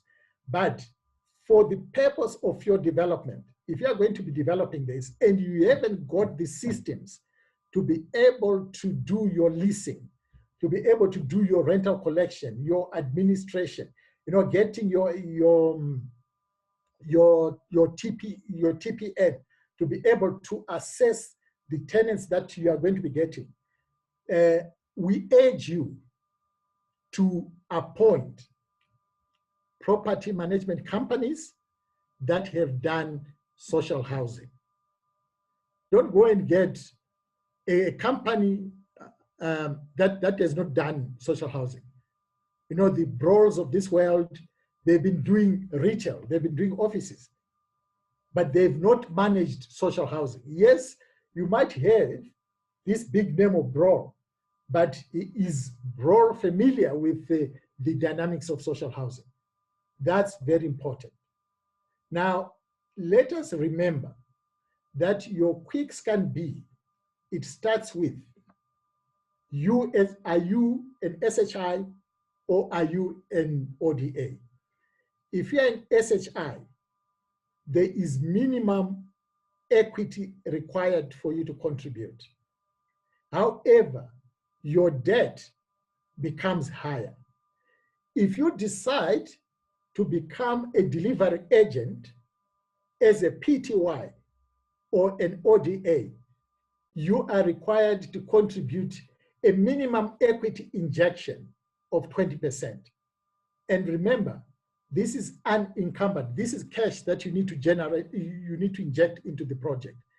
If you are going to do a 100 million rent project, 20 million of that is your equity contribution. Very important. When you are looking for a site, please check those restructuring zones. Don't go and spend a lot of time putting up a professional team, doing feasibilities, doing all those things on land that is outside the restructuring zone. The SHRA is not going to look at land that is outside the restructuring zone or a building that you are going to convert into social housing that is outside the restructuring zone. So, very important, your project should be within the restructuring zone. The zoning of that project must be correct. Residential 3 or residential 4. Don't go and buy land that you are going to rezone unless that land belongs to you and you are prepared to wait. And don't be pressurized by the estate agent.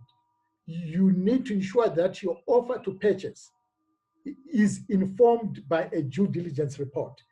Your purchase price for the land or for the building, especially for the land, should not be more than 30,000 rand per unit. So ensure that you do your due diligence report. The municipality and the provincial government through the provincial steering committee, you will need that letter for you to be able to submit your quick scan B. And make sure that all your supporting documents, right, your company documents, your zoning certificate, your geotechnical report, your professional team and their profiles.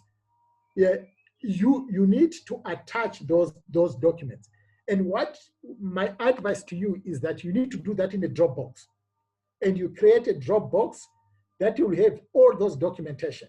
Because when you do your quick scan, when you complete your quick scan B, which John has sent you, that Excel spreadsheet, it has got comments, and you just need to say as per the Dropbox, and make sure that all those things they are labeled or properly, so that the assessor doesn't need to be flipping back and forth looking for documents that you have got. When it comes to professional team, also what you want to do is you want to have empowered professional team. Let's not have this tendency of saying, you know, the empowerment happens when it comes to the painters, when it comes to the guy that is going to be the security guy. That is my empowerment. No, the professional team includes your architect, includes your quantity surveyor, it includes your project manager, it includes your engineers, it includes your, it could be your town planner. You want to ensure that that team is empowered. And I think John is going to mention this. One of the key ingredients of the SHRA is to ensure that there is transformation in the construction and property sector. And in order to ensure that, they need to make you as a developer, either an SHI or an ODA, to ensure that your professional team is empowered. And what is, let us not forget, all these studies that we have to do, the geotechnical report, the demand study that should inform us what is happening in the area, the traffic study. We need to do all those studies and ensure that these studies are done by competent people. Let's not just go to the internet and try to research here and there. Let's ensure that it's done by competent people, and then prepare our document. You know, you need to do a business plan, which is going to talk about the project. That's going to talk about you as a professional team. And if you're an SHI, I think you must have covered this in your introduction. In terms of the board that you're going to have, the board of directors of your SHI, or the board of directors of your ODA, there should be people that understand, right, the development, or that have got an understanding of the product. So that's also key. When you're going to be, when the SHRA is going to be assessing, they look to say, who are behind this company? Can we trust these people? Can they execute? Can they deliver? Are they competent? So please bring competent professionals onto your board, and the same applies to your professional team. So if we do that and we are able to identify the right team, we're able to deliver our project within those parameters of SHRA, 400 to 420. We will ensure that SHRA is able to look at your quick scan B, your technical feasibility, that your project meets the technical aspect as required by the investment committee of the SHRA. So, in summary, just to recap, remember those 4 aspects. When you leave, I would like you to understand the terminology highest and best use. By highest and best use, we are talking of your project being physically possible, legally possible, technically possible, financially possible, and socially possible. Let us not forget our target market. Let us not forget our beneficiaries. So your income bracket for the SHRA development is between the 1,500 and the 15,000. And let us not try to segregate the tenants, so that when we have a 4-story block of flats, we then say, you know what, all the primary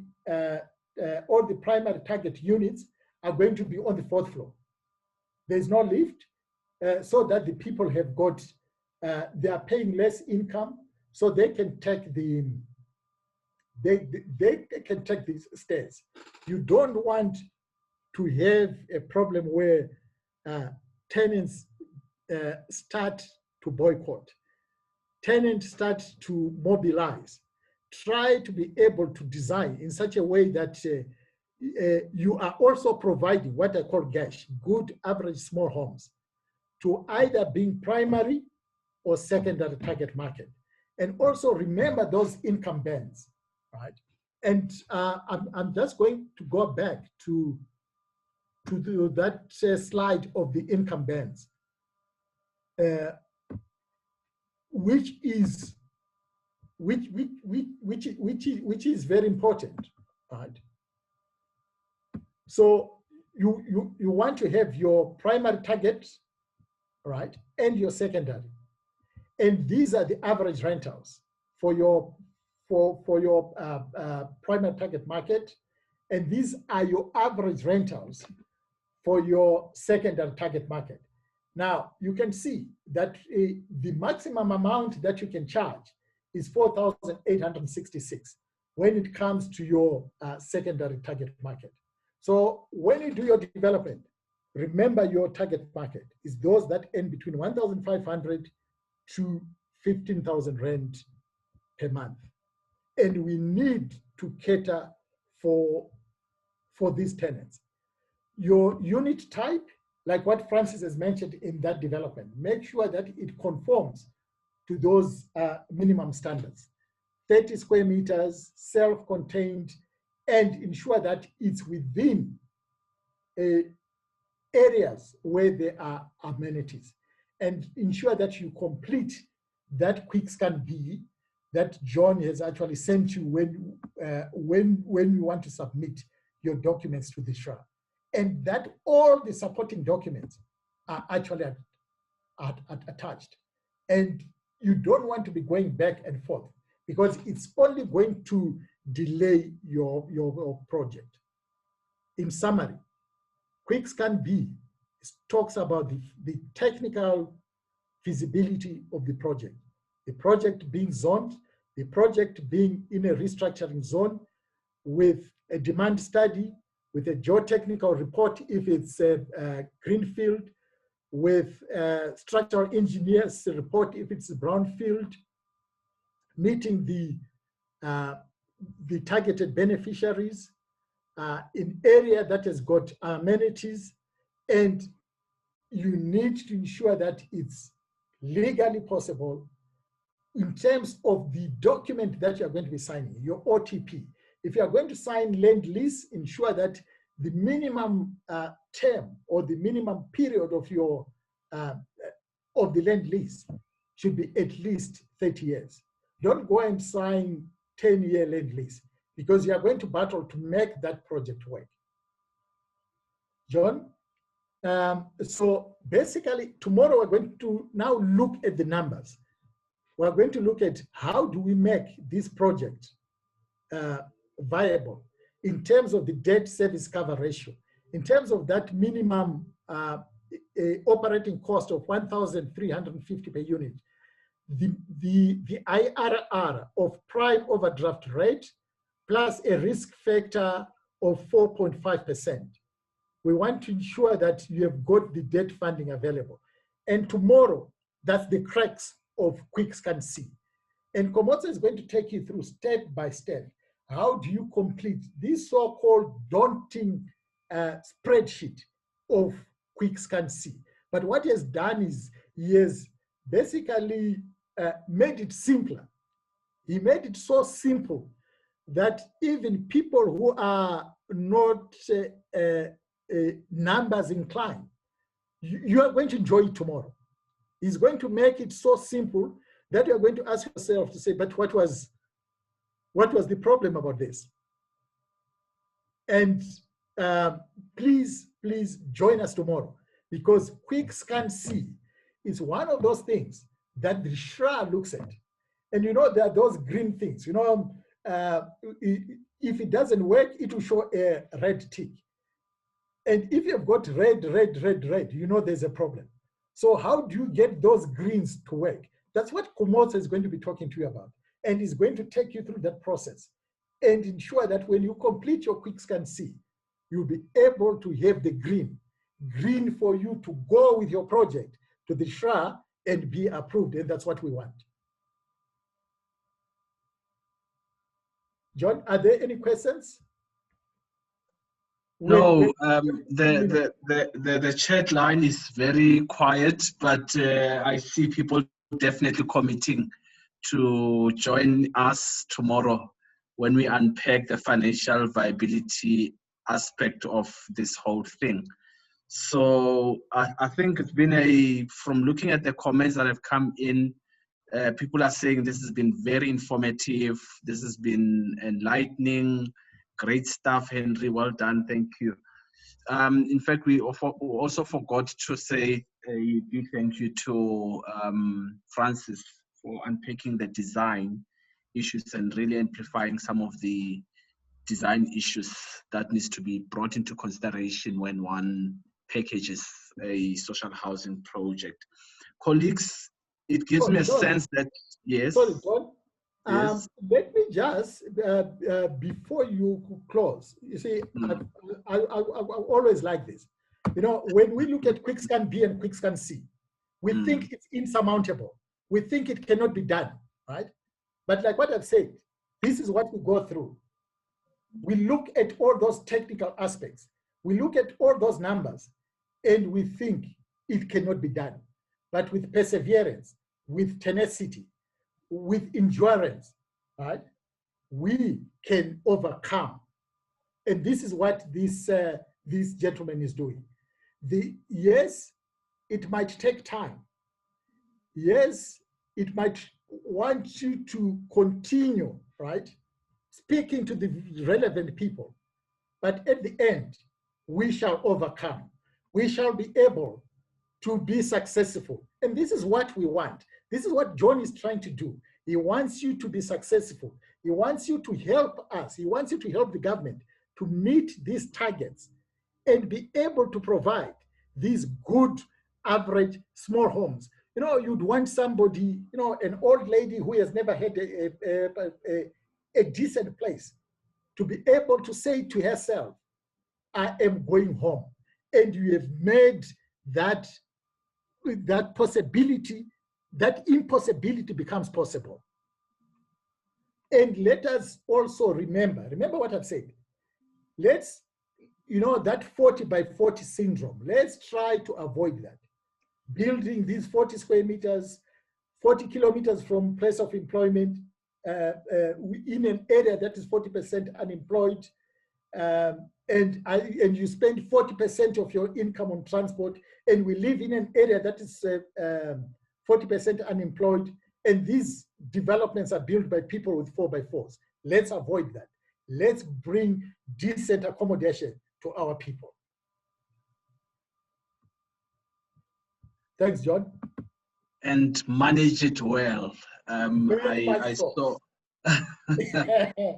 although, yeah, those are some of the realities, that there would be one or two isolated cases where tenants decide to boycott rent. Generally, the picture in the sector is telling us that this model works, both from development point of view, but also from the long-term management point of view.